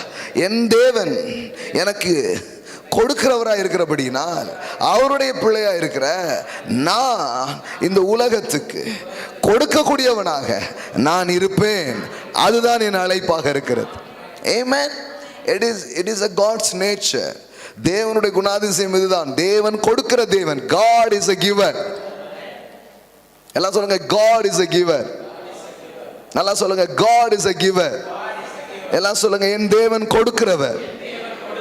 என் தேவன் எடுக்கிறவர் அல்ல, என் தேவன் கொடுக்கிறவராய் இருக்கிறார். Amen. போய் நல்லா படிச்சு பாருங்க. God is a giver. God is a giving God. He is eager to give. அவருக்கு கொடுக்கிறதுனா அவ்வளோ பிடிக்கும். அவர் கொடுப்பதிலே சந்தோஷப்படுகிறவர். அவர் கொடுத்து நீங்கள் பெற்றுக்கொள்ளும் பொழுது இன்னும் சந்தோஷம் அவருக்கு உண்டாகிறது. பெருமைக்காக கொடுக்கிறவர் இல்லை, அன்பினாலே கொடுக்கிறவர், சிறந்ததை கொடுக்கிறவர். அப்போ இப்போ அவருடைய பிள்ளைகளாக நீங்கள் வந்து அவருடைய சாயலை பெற்றுக்கும் போது உள்ளுக்குள்ளே இருந்து இது பொங்க ஆரம்பிக்கும். தரித்திரத்தை உடைக்கிற மிகப்பெரிய ஒரு மேட்ரு உங்ககிட்ட பேசிட்டு இருக்கிறேன் நான். உங்கள் புத்தியிலே ஒன்று ஆயிடணும். ஐ ஆம் a giver because my God is a giver. என் தேவன் கொடுக்கிற தேவனாக இருக்கிறார். ஆமென், ஹல்லேலூயா. சில நேரத்தில் சில பேர்கிட்ட சிலதை கேட்பார் ஆண்டவர். உடனே என்னடா இந்த தப்புன்னு இப்போ கேட்குறாருங்கிற மாதிரி இருக்கும். கொடுக்கறதுக்காகவே கேட்குறவர். சிலர் வந்து உட்காருங்க, சிலர் வந்து கேளுங்க, சிலரை வந்து இதெல்லாம் பண்ணுங்கன்னு சொல்லுவோம். அவங்க நினைப்பாங்க எதுக்கு போட்டு நம்மளை இப்படிலாம் கூப்பிடுறாங்கன்ட்டு. கொடுக்கறதுக்காகவே கூப்பிட்டுட்டு இருக்கிறோம். ஆமென். சில பேருக்கெல்லாம் சில இதில் கலந்து கொள்றதுக்கு அவங்களுக்கு நாம் சில அழைப்பெல்லாம் கொடுத்து அவங்களுக்கு உதவி செய்கிறோம். ஏன்னா கொடுக்கணுங்கிறதுக்காகவே அந்த அழைப்பு. ஆமென். எல்லாம் சொல்லுங்க, என் தேவன் கொடுக்கிறவர். என் தேவனுடைய சாயல் கொடுக்கும் சாயலாக இருக்கிறது. ஆமென். Is a giver. அவர் எங்கெல்லாம் போறாரோ அங்கெல்லாம் ஒன்று உண்டாகுங்க. நான் சொல்றேன், உங்க மேலேயும் அந்த லைட்டு தான் வருது, உங்க மேலேயும் அதே அபிஷேகம் தான் வருது, உங்க மேலேயும் அதே ஜீவன் தான் வருது, உங்க மேலேயும் அதே பலன் தான் வருது. நீங்களும் போற இடத்துலலாம் ஏதோ ஒன்று ரிலீஸ் ஆகிக்கிட்டே இருக்கும், ஏதோ ஒன்று புறப்படும். Amen. It's a giving nature. It's a giving nature. அதனால தான் அவர் சொல்றாரு, my purpose is to give them a rich and satisfying life. இது என்ன டிரான்ஸ்லேஷன் தெரியல, ரொம்ப நல்லா இருக்கு. my purpose is to NIV NLT New Living Translations. my purpose is to give them a rich. என் நோக்கமே உங்களுக்கு செழிப்பை தர்றது தானா. எவ்வளோ அழகாக போட்டிருக்கு பாருங்க. தமிழில் பரிபூர்ணம்னு ஒரு வார்த்தை போட்டிருக்காங்க. நிறைய நேரத்தில் நமக்கு பரிபூர்ணம்னா ஏதோ ஒரு ஒன்றுமே புரிய மாட்டேங்க. இங்கிலீஷில் நல்லா இருக்குது. சில டிரான்ஸ்லேஷனில் abundance அந்த வார்த்தை யூஸ் பண்ணியிருக்கிறாங்க. இதில் எப்படி போட்டிருக்குது, my purpose is to give them a rich. எல்லாம் சொல்லுங்கள், செல்வத்தை கொடுக்கறது தான் அவருடைய நோக்கமா. அது மட்டும் இல்லை, உங்களுக்கு திருப்தியான வாழ்க்கையை கொடுக்கறது அவருடைய நோக்கமாக இருக்கிறது. ஆமென். Satisfying life. எல்லாம் சொல்லுங்கள், சாட்டிஸ்ஃபையிங் லைஃப். ஆமென். அப்போ தேவனுடைய சாயலே கொடுக்கிற சாயலாக இருக்கிறது. இப்போ இந்த சாயலை நீங்கள் சந்திக்கும் பொழுது, இந்த சாயல் உங்கள் வாழ்க்கைக்குள்ளே வரும் பொழுது, உங்கள் வாழ்க்கையும் ஏந்திர வாழ்க்கையாக இருக்காது, கொடுக்கிற வாழ்க்கையாக தான் இருக்க ஆரம்பிக்கும். ஆமென். எஸ், ஆல்வேஸ் உங்களுடைய தாட்ஸ், உங்களுக்குள்ள இருக்கிற டிஎன்ஏ எப்படி ஒர்க் ஆகும்னா, ஐ want to give something. Amen. I want to release something. நான் ஏதோ ஒன்று நான் கொடுக்கணும், ஏதோ ஒன்று என்கிட்ட இருந்து என்ன பண்ணணும், போகணுங்கிற எண்ணம் தான் உங்களுக்குள்ள வருமே தவிர, எனக்கு இல்லையே, எனக்கு யார் தருவா அப்படின்னு நீங்கள் இருக்க மாட்டீங்க. உங்கள்கிட்ட இருந்து போய்கிட்டே இருக்கும். ஆமென். அநேகர் இந்த சாயலை பார்க்கல, அநேகருக்கு இந்த சாயல் என்னென்ன தெரியாது பாருங்க. இது போதிக்கவே இல்லையே, அப்புறம் எப்படி தெரியும்? ஆனால் இன்னைக்கு மாலையில் தேவன் இந்த வார்த்தைகளை உங்களிடத்துக்கு அவர் கொண்டு வருகிறார். நீ கொடுக்கிறவன், நீ கருணை கண்ணன். ஆமென். நீ வாரி இறைக்கிறவன், நீ குறைச்சலை நிறைவாக்குகிறவன். Hallelujah. I tell you my friend, it is your true identity in Christ Jesus. Amen. நீதிமொழிகள் 31 பாருங்கள். அங்கு கொடுக்கும் சாயலுள்ள ஒரு பெண்ணை பற்றி வேதம் பேசுகிறது. குணசாலியான பெண். 20 பாருங்க. சிறுமையானவர்களுக்கு தன் கையை திறந்து ஏழைகளுக்கு தன் கரங்களை நீட்டுகிறாள். எல்லாம் சொல்லுங்க, ஏழைகளுக்கு தன் கரங்களை நீட்டுகிறாள். இந்த பெண்ணுக்கு பேர் என்ன பேரு? சும்மா குணசாலினா காசே இல்லைங்க, அவங்க இல்லை, அருமையான குணசாலியான பெண். நல்லா படிச்சு பாருங்க. குணசாலியா இருக்கிற இவள் என்ன வேலை என்ன செய்யறா? சிறுமையானவர்களுக்கு தன் கைகளை திறந்து ஏழைகளுக்கு தன் கரங்களை நீட்டுகிறாள். எல்லாம் சொல்லுங்க, ஏழைகளுக்கு தன் கரங்களை நீட்டுகிறாள். ஆமென். 15வது வசனம் பாருங்க. இருட்டோடு எழுந்து தன் வீட்டாருக்கு ஆகாரம் கொடுத்து தன் வேலைக்காரிகளுக்கு படி அளக்கிறாள். எல்லாம் சொல்லுங்க, படி அளக்கிறாள். ஆமென். என்ன மாதிரி ஒரு சாயல் பாருங்க. இங்கு தன் கரங்களை நீட்டுகிறாள். 20வது வசனம் போடுமா? சிறுமையானவர்களுக்கு தன் கைகளை திறந்து ஏழைகளுக்கு தன் கரங்களை நீட்டுகிறாள். Amen. Yes, helping hand to the poor. So தேவை உள்ளவர்களுக்கு தன் கை என்ன பண்ணுறாளாம், நீட்டுறாளாம். இப்போ பாருங்க, இந்த மாதிரி தான், இந்த மாதிரி சாயல் ஏன் பைபிளில் இருக்குதுன்னு நினைக்கிறீங்க? இவங்க எல்லாமே கடவுளால் தொடப்படுறவங்க, கடவுளை நம்புகிறவங்க, கடவுளை விசுவாசிக்கிறவங்க, அவருடைய ஆசீர்வாதத்தின் நிறைவுக்குள்ளே வர்ற ஒவ்வொரு மனுஷனை குறித்தும் வேதாகமும் ஒரு பிக்சர் வெளியே கொண்டு வருது. அவங்க எல்லாருமே இப்படி தான் இருக்கிறாங்க, வாரி இறைக்கிறாங்க. எல்லாம் சொல்லுங்க, கரங்களை நீட்டுகிறாள். ஆமென். சொல்ல உதவும் கரமாக இருக்கு. ஹல்லேலூயா. குணசாலி பெண்ணுடைய கை எப்படி இருக்கு? படியளக்கிற கையா, பக்காவா படியா எடுத்து என்ன பண்றா, படி அளக்குறா. ஆமா, அளக்குறா. உதவுகிற கரமா அவருடைய கரம் இருக்குதுன்னு வேதவசனம் சொல்லுது பாருங்க. அப்போ இப்படிப்பட்ட ஒரு வாழ்வு, இப்படிப்பட்ட ஒரு சாயல் உங்களில் வெளிப்படுவது தேவனுடைய சித்தமா இருக்கிறது. ஆமென். எல்லாம் சொல்லுங்க, கிவிங் இஸ் காட்ஸ் நேச்சர். ஆமென். தேவனுடைய சாயல் அதுவா இருக்கிறது. அதனாலதான் ஆதியாகமம் 1:26 சொல்லுது, தமது சாயலின்படி தமது ரூபத்தின்படி மனிதனை உண்டாக்கினார். அப்ப தேவனுடைய சாயல் கொடுக்கிற சாயலா இருக்கிறது படினால், அவருடைய சாயல்ல படைக்கப்பட்ட மனுஷனும் இப்படிதான் இருக்கிறான், கொடுக்கிறவனா தான் இருக்கிறான். எல்லாம் சொல்லுங்க, நான் கொடுக்கிறவன். அப்போ இவன் எனக்குள்ள ஏதோ ஒரு எரர் உள்ள நுழைஞ்சது பாருங்க. அதனுடைய விளைவாக தான் அந்த கொடுக்கிறவன் எப்படி ஆயிட்டான், கெடுக்கிறவனா, சுரன்றவனா, அடுத்தவங்ககிட்ட இருந்து ஆட்டையை போடுறவனா, பல இது வச்சுருக்காங்க, டெக்னிக்ஸ்லாம் வச்சுருக்காங்க. திருடிட்டேன்னு பச்சையாக சொல்லாமல் வேற என்னெல்லாமோ சொல்லுவான். சுருட்டிட்டேன், சுட்டுட்டேன், ஆட்டையை போட்டுட்டேன், இதெல்லாம் வந்து நிறைய லாங்குவேஜ்லாம் போட்டு அடுத்தவன்ட்டு இருந்து என்ன பண்ணிட்டாங்க, நோண்டி எடுக்கிறதுக்கு பயிற்சி வச்சுருக்காங்க. இந்த சாயலில் போயிட்டான் அவன். அதனால தான் பவுல் அப்போஸ்தலன் சொல்கிறாரு, திருகிறவன் இனி திருடாமல் குறைச்சல் உள்ளவர்களுக்கு கொடுக்கத்தக்கதாய் தன் கைகளால் நலமான வேலைகளை செய்து என்று எழுதப்பட்டிருக்கிறது. ஆமென். எல்லாம் சொல்லுங்க, என் தேவனுடைய சாயல் கொடுக்கிற சாயலா இருக்கிறது. இயேசு கிறிஸ்துவுக்குள் அதே சாயலை நான் மீண்டும் பெற்றுக் கொண்டிருக்கிறேன். ஆகையால் நான் கொடுக்கிறவன். I am a giver. Come on, say I am a giver. தைரியமா, போல்டா, சந்தோஷமா சொல்லுங்க, I am a giver. Amen. இன்னிலிருந்து உங்க அடையாளம் அதுதான், உங்க பேர் அதுதான். ஹல்லேலூயா. நீங்க வந்து கிடைக்கும் கை இப்படி இருக்காது, உங்க கை இப்படி இருக்கும். ஆமென். வாரி இறைக்கிறவன், கருணை கண்ணன். ஆமென். எஸ், உதவும் கரம். ஆமென். ஹல்லேலூயா. That is the true image, my friend. இது உங்களுக்குள்ள ஃபிட் பண்ணும். ஆண்டவரே, இதுதான் நான் வாழும்படி நீர் எனக்காக வைத்த வாழ்க்கை. இந்த உலகம் பாருங்க, வேற ஒரு ஸ்பிரிட்ல அது ஆப்ரேட் ஆகிட்டு இருக்குது.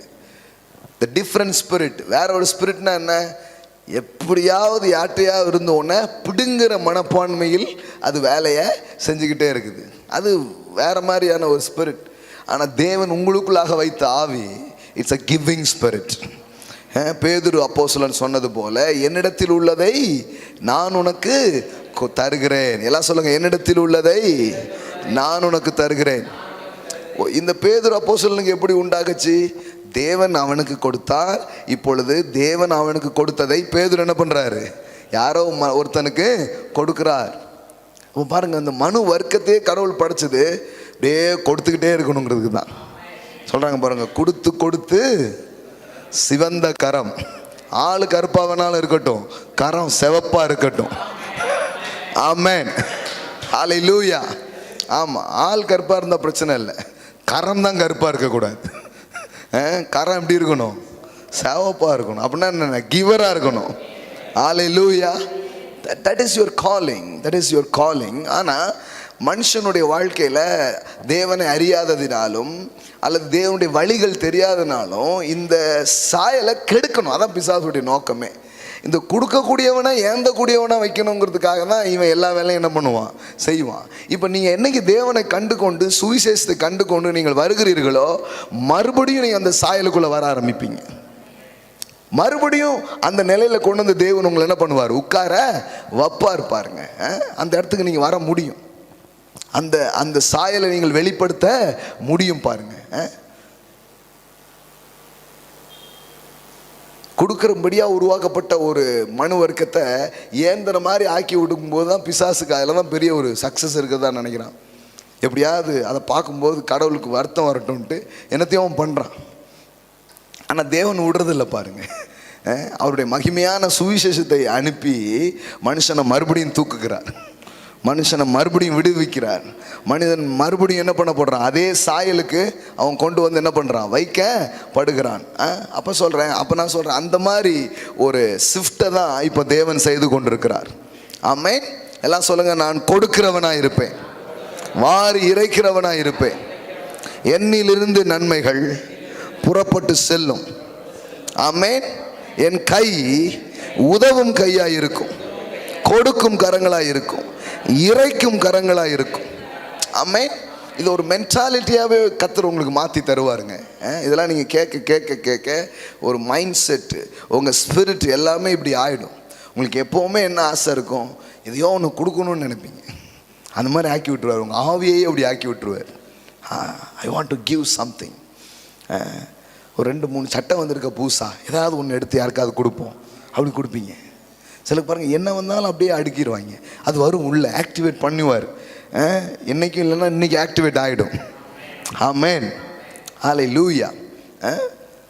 நேச்சுரலி அந்த சாயலில் தான் படைச்சார். ஆனால் கொஞ்சம் டேமேஜ் ஆனதுனால சாயல் மாறிடுச்சு.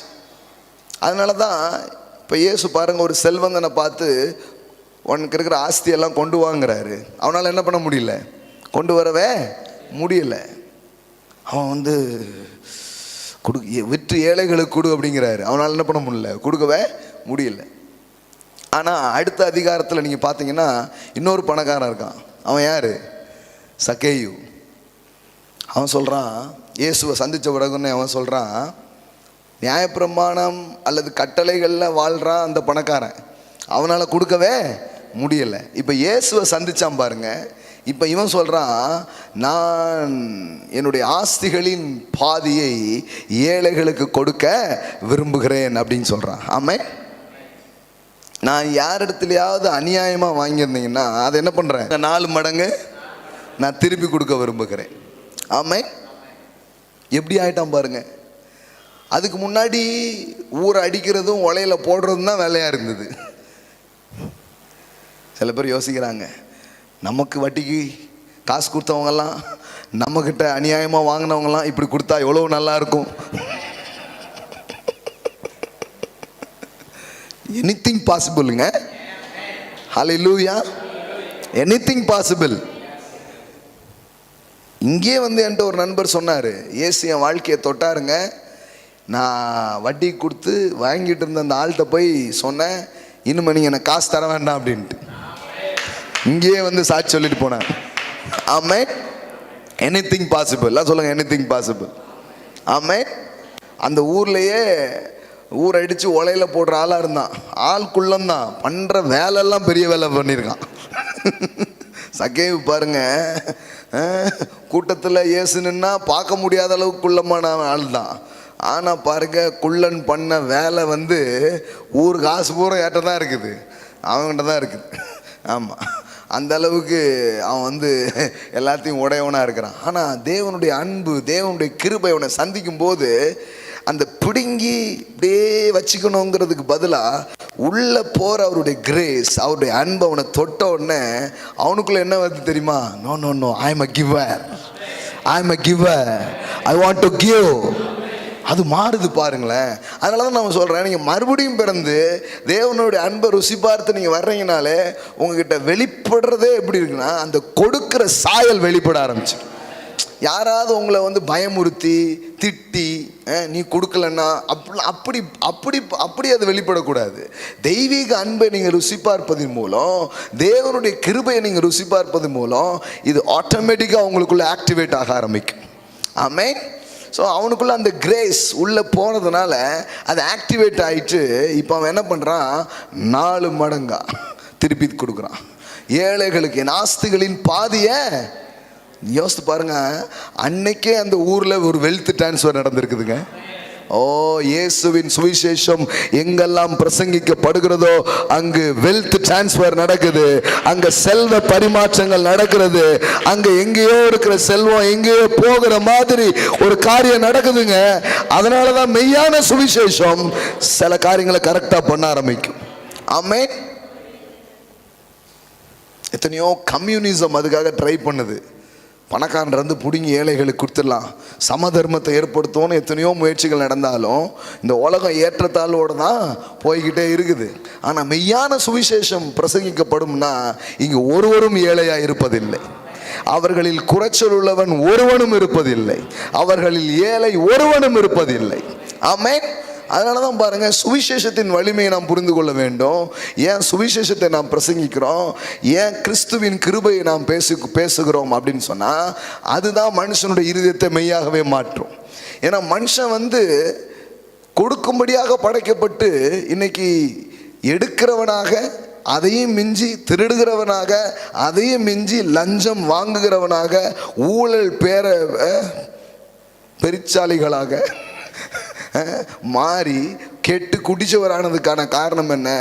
அவன் யார் என்பது அவனுக்கு தெரியவில்லை. அவனுடைய சாயல் என்ன என்பது அவனுக்கு யாரும் சொல்லித்தரவில்லை. அவனுடைய சாயல் என்ன?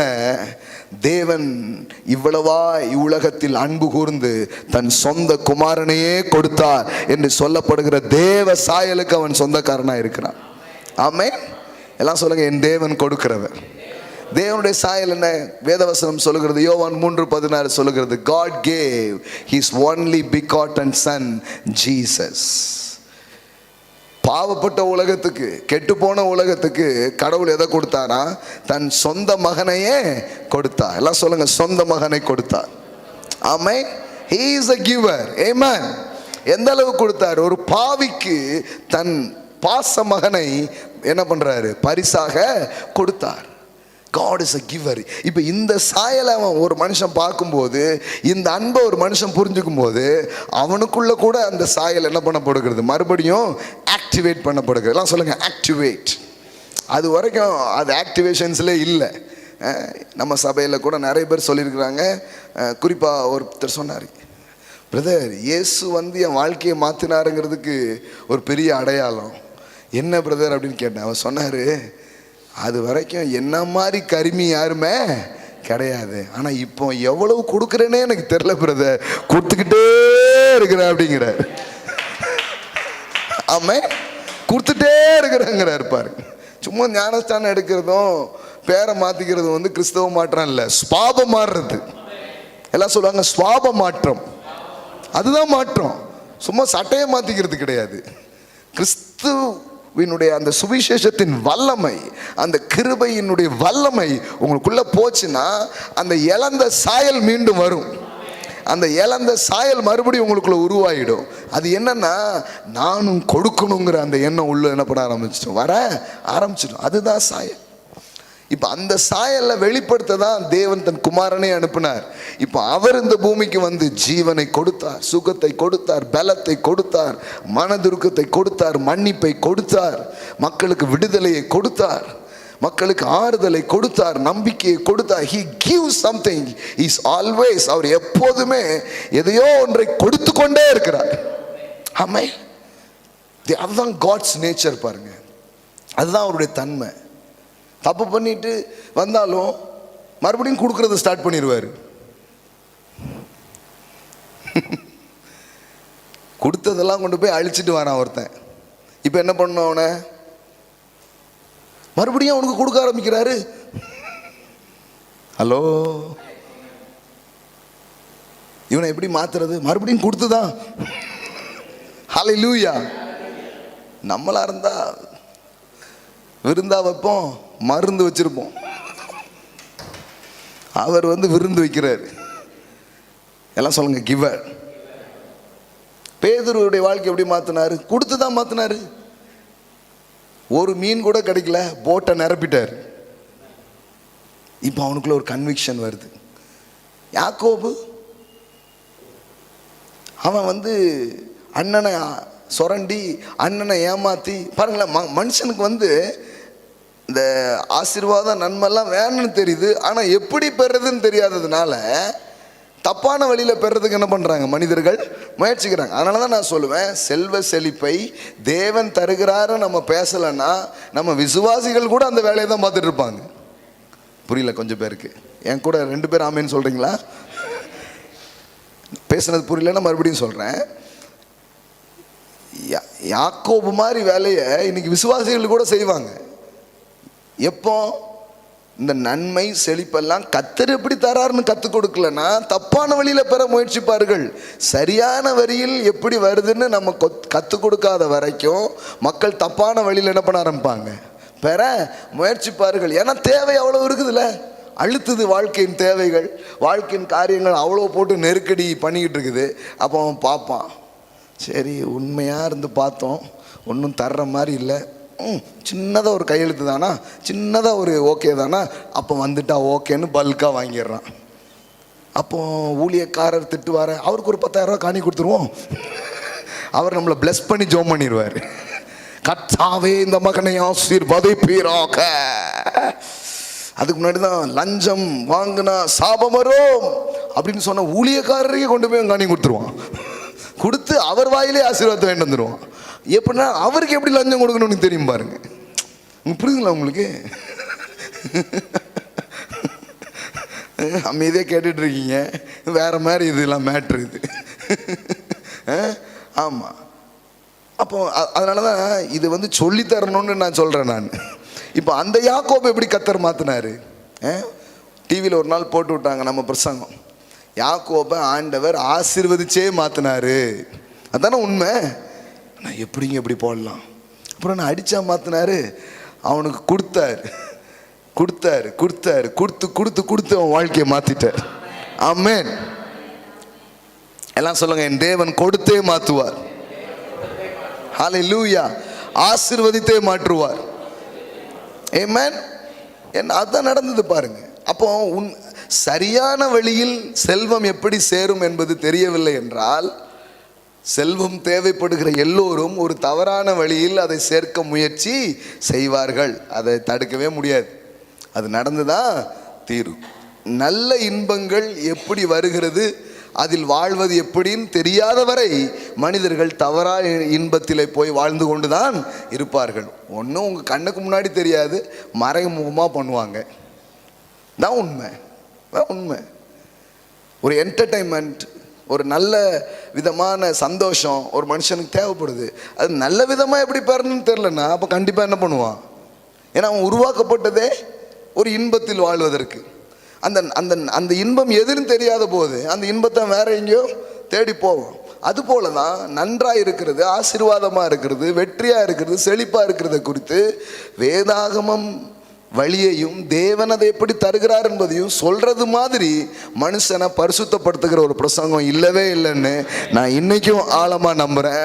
அதனால தான் இதை எத்தனையோ முறை திரும்ப திரும்ப பிரசங்கம் பண்ணிக்கிட்டு இருக்கிறேன். ஆமென். எஸ், கண்டிப்பா அதை ப்ரீச் பண்ணும். பேச பேசதான் மாறும். அப்போ யாக்கோபு பாருங்க, அவனுக்கு தேவைப்படுது, ஆசைப்படுறான், ஆனால் எப்படி பெறணும்னு தெரில. இப்போ ஆண்டவர் ஒரு ஏணியை காமிச்சார் பாருங்க. அவனுக்கு ஒரு தப்பான வழியில் ட்ரை பண்ணால் அது ஓட வச்சுட்டு அவனை இப்போ மறுபடியும் ஏணியை காட்டுறாரு. ஏணியை காமிச்சாரு அப்படின்னா என்ன? உன்னை நான் தான் உயர்த்துக்கிறவர். ஆமென். நீ வந்து ஒரு பட்டா, அதாவது ஒன்றுமே இல்லாமல் ஒரு ஒரு ஒரு இடத்துல நீங்கள் படுத்து கிடக்க, விடியும் பொழுது என்ன ஆகுன்னே தெரில. சிலருக்கெல்லாம் பாருங்களேன், ஐயோ விடிஞ்சா என்ன ஆகுமே இருக்கும் வாழ்க்கை. யாக்கோபு வாழ்க்கை அப்படி தான் இருக்குது. விடிஞ்சா என்ன ஆக போதோ, ஏன்டா அந்த கோழிலாம் கூப்பிடுது, ஏன்டா அந்த சூரியன்லாம் உதிக்கி அப்படிங்கிற மாதிரி ஆயிடுச்சு. ஆனால் அந்த மாதிரி தான் அவன் வாழ்க்கை இருக்குது. ஆனால் கடவுள் அன்று ராத்திரியில் அவன்கிட்ட பேசுகிறார், நீ இன்னைக்கு கல்லை தலையணையாக வச்சு படுத்துட்ருக்க, நீ பரதேசியாக நீ படுத்துட்ருக்கிற இந்த இடத்த உனக்கும் உன் சந்ததிக்கும் என்றைக்கும் நான் தருவேன் அப்படின்னு சொல்கிறார். ஆமென். திருடிட்டு வந்து அண்ணனை சகோதரனை ஏமாத்திட்டு வந்து படுத்துட்டு இருக்கிற ஒரு மனுஷனை பார்த்து கடவுள் சொல்கிறாரு, நான் உனக்கு தருவேன். எல்லாம் சொல்லுங்க, தருவேன் என்பது தான் ஒரு திருடனை கூட மாற்றும். ஆமென். நான் உனக்கு பண்றேன்டான்னு சொன்னார் பாருங்க, அன்னைக்கு தான் திருட்டு தொழிலெல்லாம் விட்டான். ஆமே. நீங்களே எனக்கு பண்ணிடுவீங்களா? ஆசீர்வாதத்தை உங்ககிட்ட இருந்தே நான் வாங்க முடியுமா? அப்போ எனக்கு இந்த ஷார்ட்கட்லாம் வேண்டாம். இப்போ லஞ்சம் வாங்காது அப்படின்னு பிரசங்கம் பண்ணதுனாலாம் விட்டுற மாட்டாங்க. அதான் சொல்லிட்டேன், அவங்களுக்கே லஞ்சம் கொடுத்துருவாங்க. தேவன் எப்படி தருவார் அப்படின்னு பிரசங்கம் பண்ணால் அவனுக்கு இந்த இது தேவையே படாது. அவன் இன்னொரு விதத்தில் தேவ ஆசீர்வாதத்தை பார்க்க ஆரம்பிப்பான். ஆமே. இன்னும் நிறைய கிறிஸ்தவங்க நம்புறது இல்லை, ஆசீர்வதிக்கிற ஒரு தேவன் இருக்கிறார், தருகிற ஒரு தேவன் இருக்கிறாருன்னு அவங்க நம்புறதே கிடையாது. அதனால தான் நிறைய பேர் வந்து நோண்டி நோண்டி கேட்பாங்க. இன்னைக்கு கூட ஒருத்தர் வந்து கேட்டார், எவ்வளோ செலவு பண்ணி எத்தனையோ காரியங்கள் எப்படி பண்ணுறீங்க பிரதர் அப்படிங்கிற ஒரு ஊழியக்காரர். அவருக்கு நம்பவே முடிய மாட்டேன். எத்தனையோ காரியங்கள் சொல்கிறோம். இங்கே கத்தர் தான் ஆசீர்வதிப்பார். நம்புற மாதிரி இல்லையே, நாங்களும் கத்தர்கிட்ட தானே போயிட்டுருக்கோம் அப்படிங்க மாதிரி. அவங்களுக்கு என்னன்னா இது வந்து ஸ்பிரிச்சுவல் வேற, நடைமுறை வேற அப்படின்னு யோசித்தாங்க. நான் சொன்னேன், யாரையும் தெரியாதுங்க, ஒரு ஆளையும் தெரியாது. சும்மா நான் இங்கே வந்தேன், கடவுளுடைய வார்த்தையை நம்பினேன், கடவுள் இதெல்லாம் செய்வார்னு கற்றுக்கொண்டேன், செய்ய ஆரம்பித்தேன். இன்றைக்கி இதெல்லாம் பண்ணுறோம். இன்றைக்கி கூட ஆடிட்டிங்க்கு கணக்குக்காக எழுதும்போது பார்த்தா இந்த வருஷங்கள் கோடிகள் செலவு பண்ணியிருக்கோம். ஆமே. அப்படியே வியப்பாக இருக்குது. நம்முடைய எக்ஸ்பென்சிவ்ஸ் கோடிகள் என்ன பண்ணியிருக்குது தாண்டி. தான் கோடிகள் வந்திருந்தா தான் கோடி செலவு பண்ணியிருப்பீங்க. கடன் வாங்கலாம், அது அந்த பிஸ்னஸ் இங்கே கிடையவே கிடையாது. நாங்கள் அதுக்கு ஒரு நாளும் அந்த வழியில் போகிறதே கிடையாது. கடன்லாம் ஏதோ வரக்கூடாத நோய் வந்த மாதிரி யோசிக்கிறது. ஆமாம், கடன்லாம் யோசிக்கக்கூடாது. ஆமாம். ஸோ அதெல்லாம் இல்லை, வர செலவு பண்ணியிருக்கோம். எழுதி பார்த்தா அவ்வளோ வருது. சில கோடிகளை கிராஸ் பண்ணி செலவு பண்ணுற மாதிரி ஆயிடுச்சு. இந்த வருஷம்லாம் வேறு.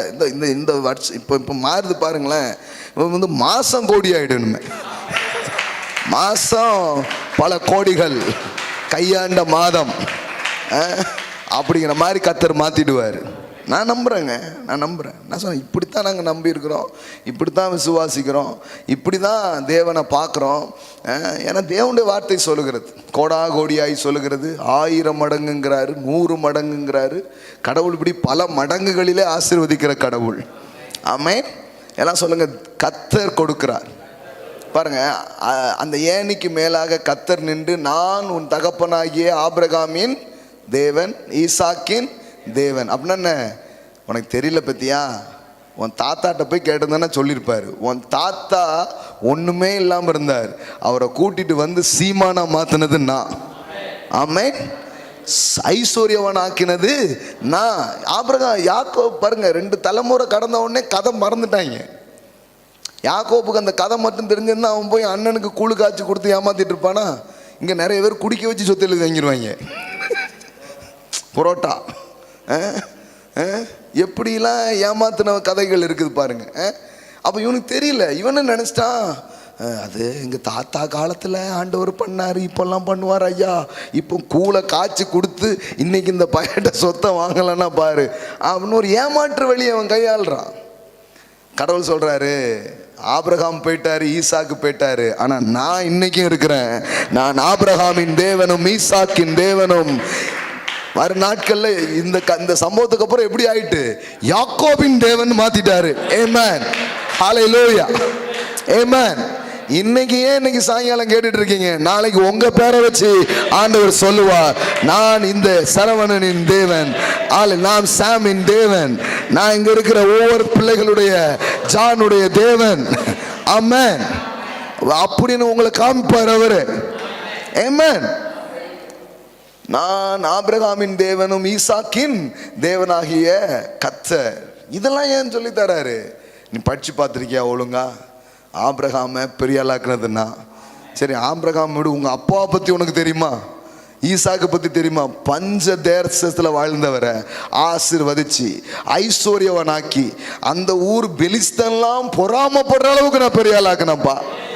அந்த குடும்பத்துல பிறந்தா நீ திருடன் ஆயிட்ட அப்படின்னு சொல்லல. இதை சொல்லும் போதே அவனுக்கு ஓடுது.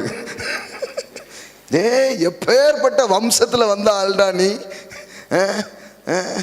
எப்பேற்பட்ட பிறப்புல நீ இருந்து வர்ற, உன் வரலாறு உனக்கு தெரியுமா, நீ வந்த காரியங்கள்லாம் உனக்கு விளங்குதாங்கன்னு இப்படி அறிமுகப்படுத்தும் போதே சிலதெல்லாம் நம்மகிட்ட சொல்ல வேண்டாம், சொல்லும் போதே நமக்கு உணரும்.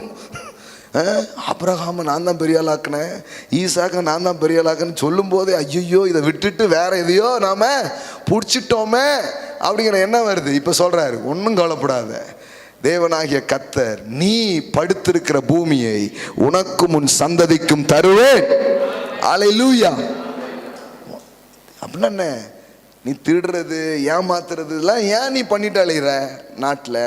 ஏன் இப்படிலாம் சொந்த சகோதரன், உன் ரத்த பிறப்பு, அவனை ஏமாத்துறதுக்கு உனக்கு எப்படி மனசு வந்துச்சு? அவன் அறியாமையை நீ இப்படி யூஸ் பண்ணுறதுக்கு உனக்கு ஒரு மனசு வந்துச்சு.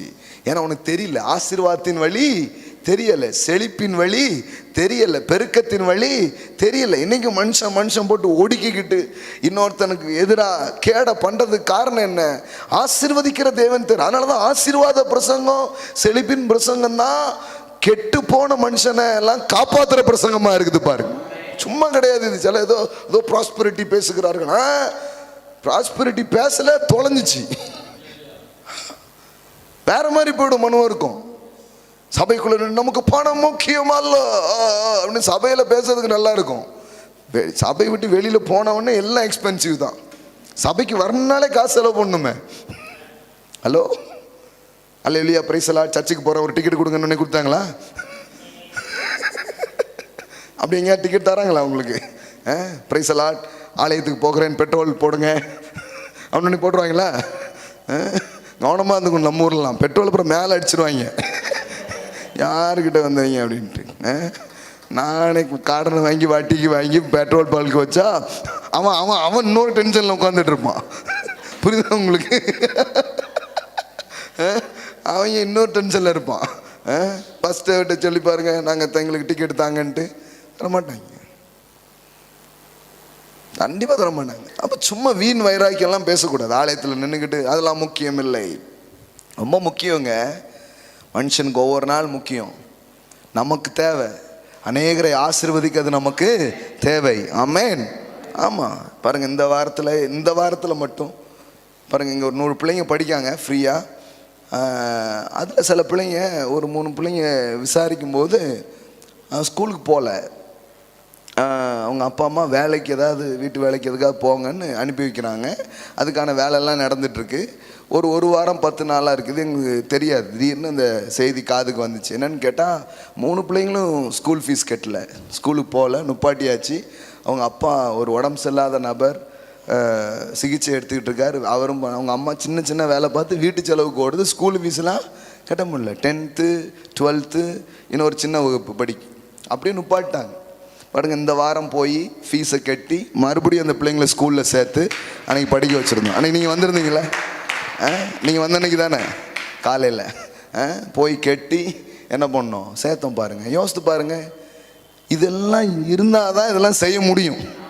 எவ்வளோ நல்ல காரியங்கள் நீங்கள் நடக்குது பாருங்கள்.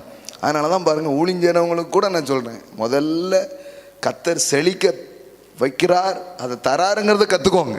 இல்லைன்னா ஊழியங்கிறது ரொம்ப கஷ்டம். அப்போ வாழ்க்கைக்குள்ளே நீங்கள் போகும்போது நீங்கள் இது புரிஞ்சுக்கணும், கர்த்தர் தான் செழிப்பை தரார். ஆமென். ஆபிரகாமுக்கு அவர் தான் கொடுத்தார். ஆமென். ஈசாக்குக்கு அவர் தான் கொடுத்தார். ஏமாத்தி பெறணும்னு நினச்ச யாக்கோபுக்கு கூட இடையில போந்து அந்த வழி வேண்டாம், நம்ம வழி வேற அப்படின்னு அவனை ஆசீர்வதிச்சு மாத்தினார். ஆமென். ஹல்லேலூயா. கர்த்தர் பாருங்க, நம்ம வாழ்க்கையில் இடைப்படுகிறார். இப்போ யாக்கோபு அவர் திட்டிருக்கலாம், நீ தொலைஞ்ச நாசமாக போயிடுவேன்லாம் சொல்லலை. அவனுக்கு வழி தெரியல, சம்பாதிக்க வழி தெரியல, தப்பான திசையை நோக்கி போகிறான். இப்போ கடவுள் அவன் வாழ்க்கையில் இடைப்பட்டு இப்போ சொல்கிறாரு. இப்போ பாருங்களேன், அவன் வாயிலிருந்து ஒரு வார்த்தை வரும், உங்களுக்கே ஆச்சரியமாக இருக்கும். பூமியை உனக்கு தருவேன், உன் சந்ததி பூமியின் தூளை போல் இருக்கும், நீ மேற்கும் கிழக்கும் வடக்கையும் தெற்கையும் பரம்புவாய். நீ உன் அண்ணன்ட்ட ஆட்டையை போட்டது எவ்வளவு? அது எம்பிடுக்கோன்னு ஏதோ ஒரு பத்திரம், சில ஏக்கர் வேணா இருக்கலாம். ஆனால் நான் உனக்கு தரப்போகிறது கிழக்கு மேற்கு தெற்கு வடக்கு என்று எல்லா இடமும் நான் உனக்கு தருவேன். அது மட்டும் இல்லை, எப்படி பேசுகிறாரு பாருங்க, இதுதான் பாயிண்ட். எல்லாம் சொல்லுங்க, உனக்குள். எல்லாம் சொல்லுங்க, உனக்குள்ளும் உன் சந்ததிக்குள்ளும் பூமியின் வம்சங்கள் எல்லாம்.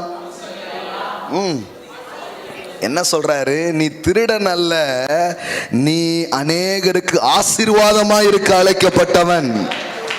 You are not a thief. நீ ஏதோ திருடுகிறவன் அல்ல, நீ ஏமாற்றுகிறவன் அல்ல, நீ பிடுங்கி சாப்பிட வேண்டியவன் அல்ல. உன் சாயலே உனக்கு தெரியலையப்பா.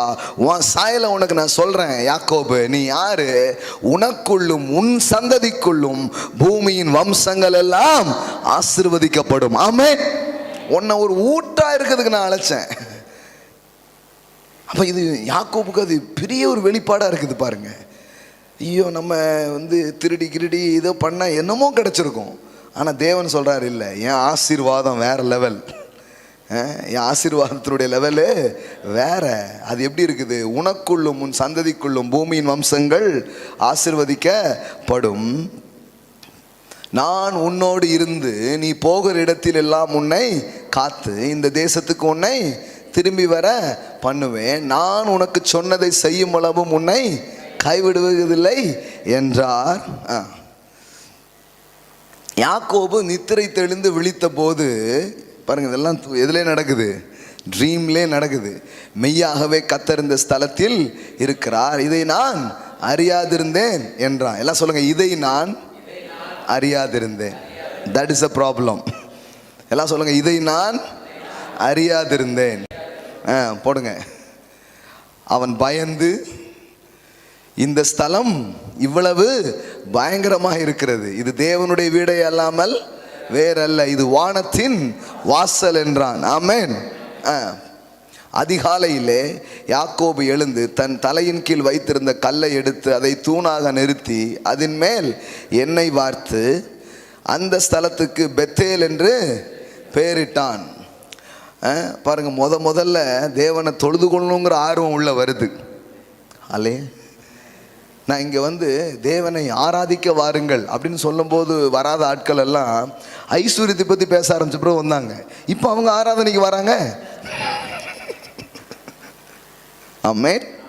புரியுதா கொஞ்சம் பேருக்கு? ஆஹா, இதானா? ஆமாம், பொறி வச்சு பிடிக்கிறதா? இல்லைங்க, அவங்களுக்கு ஆராதனைக்கெல்லாம் போயிட்டாங்க, நிறைய சுவிசேஷ கூடலாம் போயிட்டாங்க.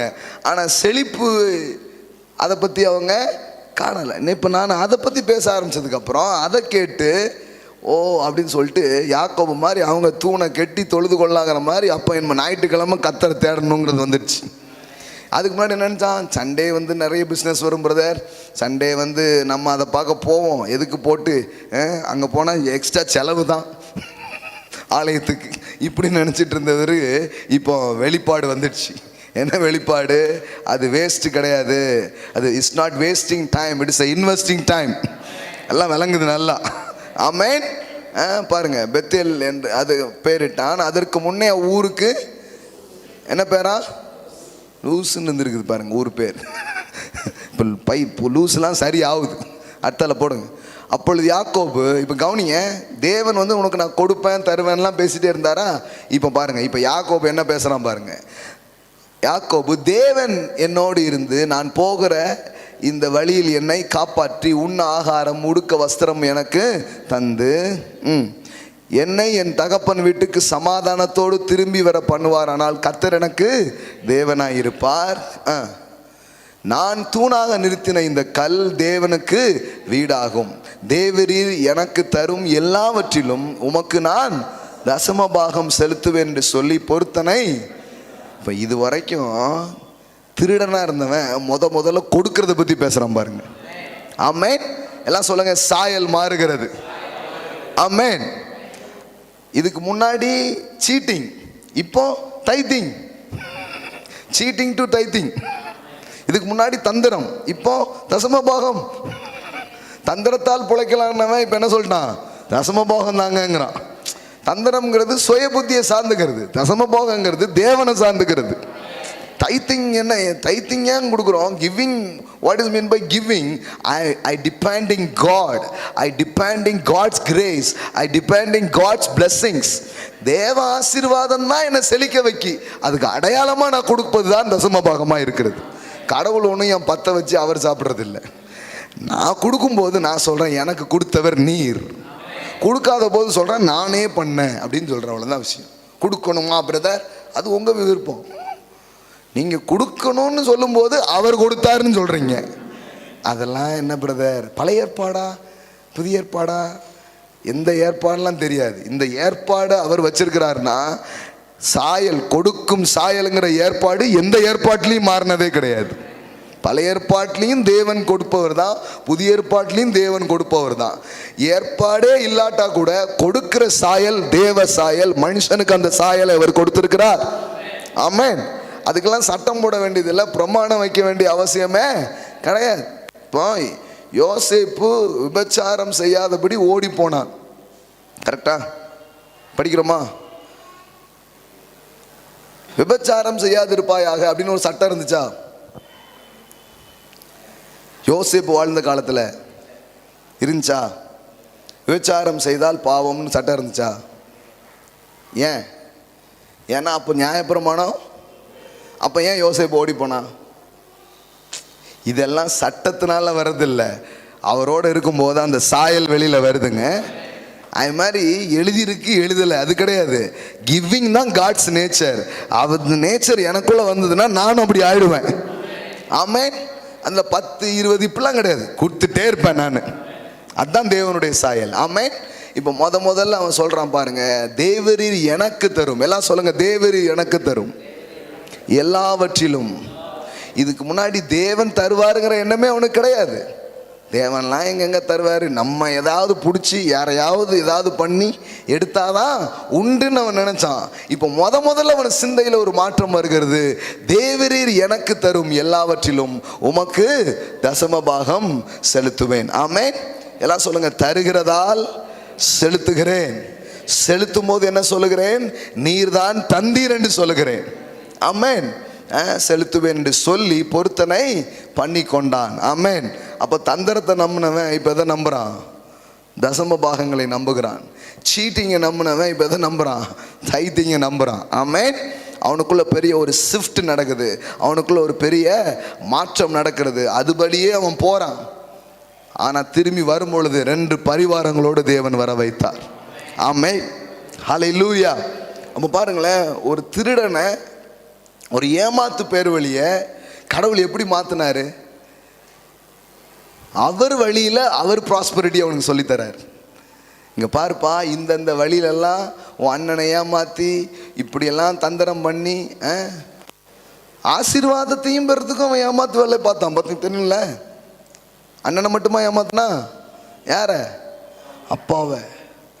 மாறுவேட போட்டியெல்லாம் போய் கலந்துக்கிறான். அம்மா வேற காஸ்டியூம்ஸ்லாம் சொல்லி கொடுக்குறாங்க.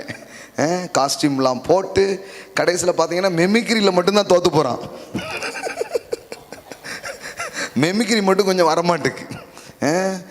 ட்ரெஸ்ஸுலாம் யார் மாதிரியே போட்டாங்க, ஏசா மாதிரியே போட்டான். அந்தளவு காஸ்டியூம்லாம் ரெடி பண்ணி கொஞ்சம் முடியாக இருக்குமா, அதுக்கு வந்து ஆட்டு தோல் இதெல்லாம் வச்சு மேலே போட்டு விட்டு அந்த அம்மா எவ்வளோ வேலை பார்க்க பாருங்க. குழந்தைகளுக்கு மாறுவேட போட்டிக்கு ஸ்கூலுக்கு அனுப்புகிற மாதிரியே வீட்டுக்கார ஐயாவை ஏமாத்துறதுக்கு அம்மா அனுப்பி விடுது. போட்டுக்கிட்டு அவன் தடவிலாம் வேற பார்க்கான். பார்த்தா முடியெல்லாம் இருக்குது, ஆனால் சத்தம் எப்படி இருக்குது? அதில் மட்டும் டெவலப் ஆகலை. பேசும்போது ஏசா மாதிரி ட்ரை பண்ணுறான், வரமாட்டுக்கு. சவுண்டு யார் மாதிரி தான் இருக்குது, ஏக்கோ மாதிரி இருக்குது. அப்படியும் அப்படி வாங்கிடுறான் ஏமாத்திட்டு. அப்போ பாருங்கள், இவனுக்கு எப்படியாவது முன்னேறணும். அதனால தான் பாருங்கள், முன்னேறணும், நல்லா வரணும்னு இந்த உலகம் நினைக்குதுன்னா டப்புன்னு நம்ம இதான் பேசுறதுக்கு நல்ல காலம். நம்ம இந்த டைமில் இதெல்லாம் பேசலைன்னு வைங்க, அவன் வேற ஏதாவது முன்னேற்றத்தின் வழியை தெரிஞ்சுக்கிடுவான். சரித்திரத்தை திரும்பி பார்த்தா நம்ம முன்னேறணும்னா யாரை வேணாலும் கொள்ளலாமா? ஆமாம், சரித்திரத்தில் தான் இருக்குது. சில நேரத்தில் ராஜா பையன் ராஜாவே கொண்டுட்டு என்ன பண்ணிடுவான், இதாகிடுவான், ஏதாவது ஆகும். இன்னொருத்தனை கொன்னாதான் எனக்கு வாழ்வு, உன் அழிவில் தான் என் ஆரம்பம். இதான் வெளியில் இருக்கிற தத்துவம். இதை படித்து வச்சுருக்கான். அப்போ கர்த்தரின் வழியை சொல்லி தந்தால் மட்டும்தான் ஐயா இப்படிலாம் போக வேண்டியது இல்லை. இதை நிரூபிச்சே காட்டியிருக்கிறார் கடவுள். ஒரு சாதாரண ஊரில் இருந்து ஆபிரகாமை கூப்பிட்டு பணக்காரனாக்குனாரு, அவன் பையனை பணக்காரனாக்குனாரு. அப்போ இந்த தேவனை நான் நம்பும்போது என்னையும் இன்றைக்கு செல்வந்தராக்குகிற தேவன், ஐஸ்வர்யவான் ஆக்குகிற தேவன், என்னை உயர்த்துகிற தேவனாக அவர் இருக்கிறார் என்கிற செய்தி அவசியமாக இருக்கிறது. அதுவும் ரொம்ப சத்தமா, ரொம்ப ஓங்கி, ரொம்ப தெளிவா இந்த நாளில் பிரசங்கம் பண்ணும் பாருங்க. இல்லைன்னா மக்கள் எங்கேயோ போடுவாங்க. அதனால தான் இதை எடுத்து பேசிட்டு இருக்கிறோம் பாருங்க. அப்போ ஒன்று ரொம்ப நிச்சயம், எல்லாம் சொல்லுங்க, கொடுக்கிற சாயல். ஒரு கல்லனை கூட கடவுள் எப்படி மாத்திட்டாரு பாருங்க, கிவர் ஆக்குறாரு. முதல்ல அவனை என்ன சொல்றாரு, நான் உனக்கு தருவேன், இதெல்லாம் உனக்கு உண்டாகும். இதெல்லாம் தேவன் அவருடைய சாயலை வெளிப்படுத்துறாரு. அதை அப்படியே பார்த்துட்டே இருக்கிறான் பாருங்க. காலையில் விழிஞ்ச உடனே சொல்கிறான், ஐ வாண்ட் டு கிவ் சம்திங்கிறான். டேய் யாக்கோபு, உன் வாயில இருந்தா கொடுப்பேன்னு சொல்லுதியப்பா, உன் வாயில இருந்தா ஆச்சரியமா இருக்குதே அப்படிங்கிற மாதிரி தான் இருக்குது.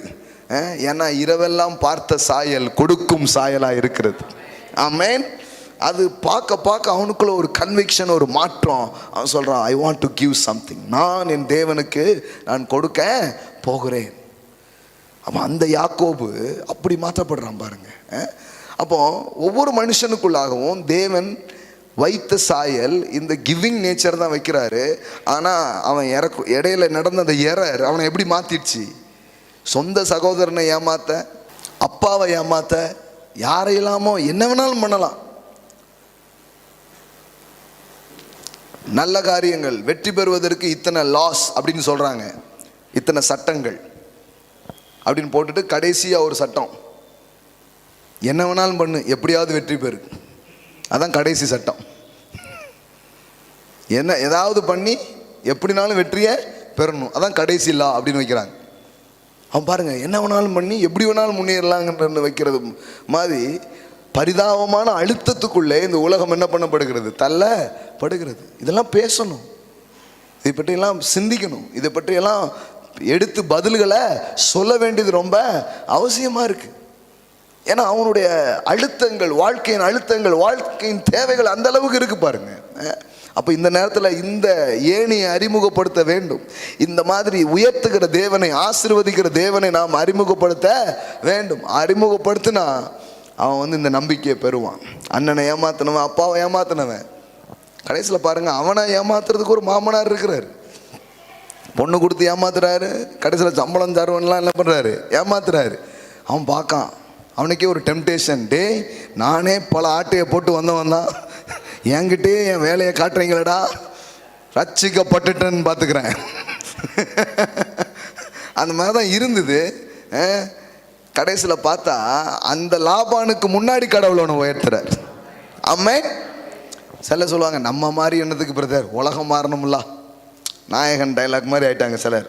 அவனை நிறுத்த சொல், நான் நிறுத்துறேன். சிலர் சொல்லுவாங்க, நம்ம ஒரு ஆள் திருந்து என்ன பிரதர் பிரயோஜனம், நம்ம ஒரு ஆள் மாதிரி என்ன பிரயோஜனம் இருக்கு பாருங்க, ஊரே திருந்தணுமே அப்படின்ட்டு. இல்லை இல்லை, யாக்கோபு மாறினா, ஆனால் லாபான் என்ன பண்ணல, இவங்கிட்ட வேலை காட்டிக்கிட்டே தான் இருக்கிறான். நான் சொல்கிறேன், பயப்படாதீங்க. ஊரே உலகமே மாறினா தான் நீங்கள் முன்னேறி போக முடியும்னு நினைக்காதீங்க. கடவுள் உங்களை மாற்றி இருக்கிறார், அவர் உங்கள் கூட இருக்கிறார். உங்களுக்கு எதிராக இப்படிப்பட்ட மனிதர்கள் செஞ்சால் கூட அவர்களுக்கு நடுவில் உங்களை ஆசீர்வதித்து உங்களை உயர்த்துகிற தேவனாய் அவர் இருக்கிறார். அவர் அதை செய்வார். ஆமென். அது செய்ய வல்லவர். அவர் அந்த லாபான் கையிலிருந்து எல்லாத்தையும் பிடுங்கி யாருக்கு கொடுக்குறாரு, யாக்கோபு கொடுத்தார். ஆமென். எல்லாம் சொல்லுங்க, என் தேவன் என்னை ஆசீர்வதிக்கிறவராக இருக்கிறார், என் தேவன் கொடுக்கிறவராக இருக்கிறார், என் தேவனிடத்திலிருந்து நான் பெற்றுக்கொள்ள முடியும், என் கர்த்தர் எனக்கு தருகிறவராக இருக்கிறார், என்னையே கொடுக்கிறவனாக வைப்பார். எல்லாம் சொல்லுங்க, அவருடைய சாயல் என்னுடைய சாயலாக இருக்கிறது. என்னெல்லாம் சொன்ன, கருணை கண்ணன். எல்லாம் சொல்லுங்க, நான் கருணை கண்ணன், நான் வாரி இறைப்பவன். ஆமென். என் கை கொடுக்கும் கரமாக அது இருக்கும். ஆமென். ஹல்லேலூயா. அதுதான் உங்களுடைய சாயலாகவும் இருக்கிறது. ஆமென். எழுந்து நிற்போம். ஹல்லேலூயா. அடுத்த வாரம் இன்னும் பேசுவோம் தொடர்ந்து. வெல்த் டிரான்ஸ்ஃபர்ஸ் பற்றிலாம் இன்றைக்கி கொஞ்சம் பேசணும்னு நினச்சேன், ஆனால் இதுவே போதுமானது. Glory to God. ஒரு திருடன் யாரோ எனக்கு தரணும்னு எதிர்பார்த்துல இருந்த நாட்கள்லாம் மாறி, கர்த்தர் உங்கள் வாழ்க்கையை தொடும்போது எல்லாமே மாறுது. உங்களை ஒரு கிவராக மாற்றுறார். ஆமென். ஒரு ஆள் மாற்றப்பட்டோங்கிறதுக்கு பெரிய அடையாளம் இந்த கிவிங். ஆமென். எஸ், பணம் கடவுள் கிடையாது, பணத்தை தருபவர் கடவுளா இருக்கிறார்.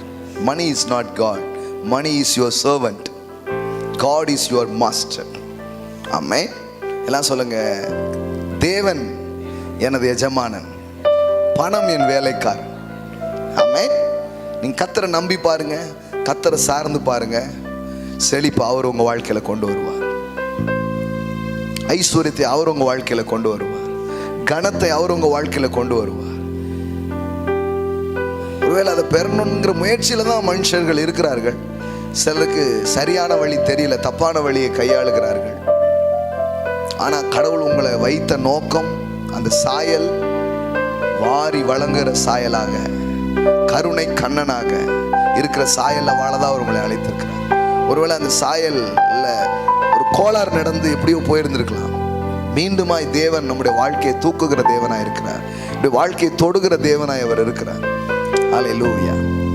ஒருவேளை இன்னைக்கு உங்க கை ஏந்துகிற கரங்களா இருக்கலாம், ஆனால் இன்றைக்கு நீங்கள் கொடுக்கும் போது ஒரு விசுவாசத்தோடு கொடுங்கள்.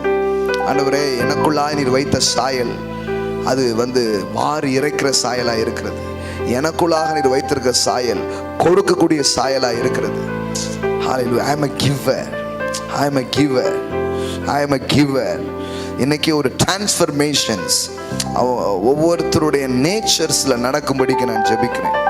சில பேருக்கு பயம், ஐயோ இதெல்லாம் போயிடுச்சுன்னா நான் என்ன பண்ணுவேன் அப்படிங்கிற பயம், அதனாலதான் அந்த சாயல் வெளிப்பட மாட்டேங்குது. இல்ல, தேவன் கொடுக்கிறது மட்டும் இல்ல, தேவன் ஒன்றை நம்புகிறார், கொடுப்பது பெருக்கத்தின் அடையாளமாய் இருக்கிறது என்று. ஆகையால தான் ஒரு குமாரனை கொடுத்து இத்தனை குமாரர்களை அவர் அறுவடையாக பெற்றிருக்கிறார். அல்லேலூயா. சன்னை கொடுத்தாதான் சன்னை பெற முடியும். அல்லேலூயா. ஒரு குமாரனை கொடுத்தார் குமாரர்களை பெறும்படியாக. அல்லேலூயா. God is a giver, God is a giver. கொடுப்பது என்பது பெருக்கத்தின் வழியா இருக்கிறது. ஒருவேளை உங்களுக்குள்ளே அந்த ஸ்வாபம் ஆக்டிவேட் பண்ணப்படாம இருக்குன்னா நான் சொல்றேன், இன்னைக்கு அதை ஆக்டிவேட் பண்றார். யாக்கோபுக்குள்ள அதை ஆக்டிவேட் பண்ண தேவன் இன்னைக்கு உங்களுக்குள்ள அதை ஆக்டிவேட் பண்றார். ஹல்லேலூயா. அது ஒரு செழுமையின் அடையாளமா இருக்கிறது, அது ஒரு தேவ சாயலா இருக்கிறது. இன்னைக்கே அது உங்களுக்குள்ள இன்னும் சிறந்த விதத்தில் அது ஆக்டிவேட் பண்ணப்படுவதாக. ஹல்லேலூயா. வெறும் கொடுத்துக்கிட்டே மட்டும் இல்லை, நீங்கள் பெருகும்படியாகவே கொடுக்கிறீர்கள். ஹல்லேலூயா. தேவன் கொடுத்து பெருக வைக்கிறார். ஒரு மனுஷனை படைத்து அப்படியே மனு வர்க்கத்தை உண்டாக்கினார். அப்படி ஒன்றிலிருந்து ஒன்று உருவாகும் என்பதை தேவன் நம்புகிறார். ஹல்லேலூயா. பவுல் அப்போஸ்தலன் ஆகையால் தான் சொன்னார், பெருக விதைக்கிறவன் பெருக அறுப்பான் என்றார். ஹல்லேலூயா. இது வேதாகமம் சொல்லி தருகிற செழிப்பிற்கான ஒரு வழியா இருக்கிறது. ஹல்லேலூயா. இந்த மாலை நேரத்திலையும் நாம் கொடுக்கும்படியாய், அந்த சாயலை வெளிப்படுத்தும்படியாய், அந்த சாயல் நமக்குள் இருக்கிறது என்கிற விசுவாசத்தை ஹல்லேலூயா சொல்லும்படி அவங்க கைகளை எடுத்துக்கொள்ளுங்கள். கர்த்தருக்கு நாம் கொடுக்க போகிறோம். ஆன்லைனில் பார்க்குற பிள்ளைங்க, ஆன்லைனில் நீங்கள் ஷோ பண்ணலாம். சில பேர் ஒருவேளை ஸ்வைப் பண்ண விரும்புனீங்கன்னா அங்கே ஸ்வைப்பிங் கார்டு இருக்கும், நீங்கள் போகும்போது ஸ்வைப் பண்ணிட்டு போகலாம். இப்போ பை ஃபெய்த்தில் நீங்கள் நில்லுங்க. ஹல்லேலூயா. போகும்போது அங்கே நீங்கள் உங்களுடைய ஏடிஎம் கார்டு இதை வச்சு நீங்கள் ஸ்வைப்பிங் மூலமாய் நீங்கள் விதைக்கலாம். கைகளை எடுத்துக்கொண்டு அறிக்கை செய்து நாம் கொடுக்க போகிறோம். Thank you Lord. எல்லாம் சொல்லுங்கள், இந்த நாளிலே நான் கேட்ட தேவனுடைய வார்த்தை எனது சாயலை எனக்கு சொல்லியிருக்கிறது. எனது சாயல் கருணை கண்ணன், கொடுக்கிறவன், வாரி இறைப்பவன், உதவும் கரங்களாய் என் கரங்கள் இருக்கும். இதுதான் என்னுடைய சாயலாய் இருக்கிறது. என் தேவன் கொடுக்கிறவராய் இருக்கிறார். அவருக்கு பிறந்த நான் அவருடைய சாயலிலே வாழும்படி நான் உண்டாக்கப்பட்டிருக்கிறேன். ஆகையால் நான் கொடுத்து கொண்டே இருப்பேன். எனது சாயல் அதுவாய் இருக்கிறது. நான் கொடுப்பேன்.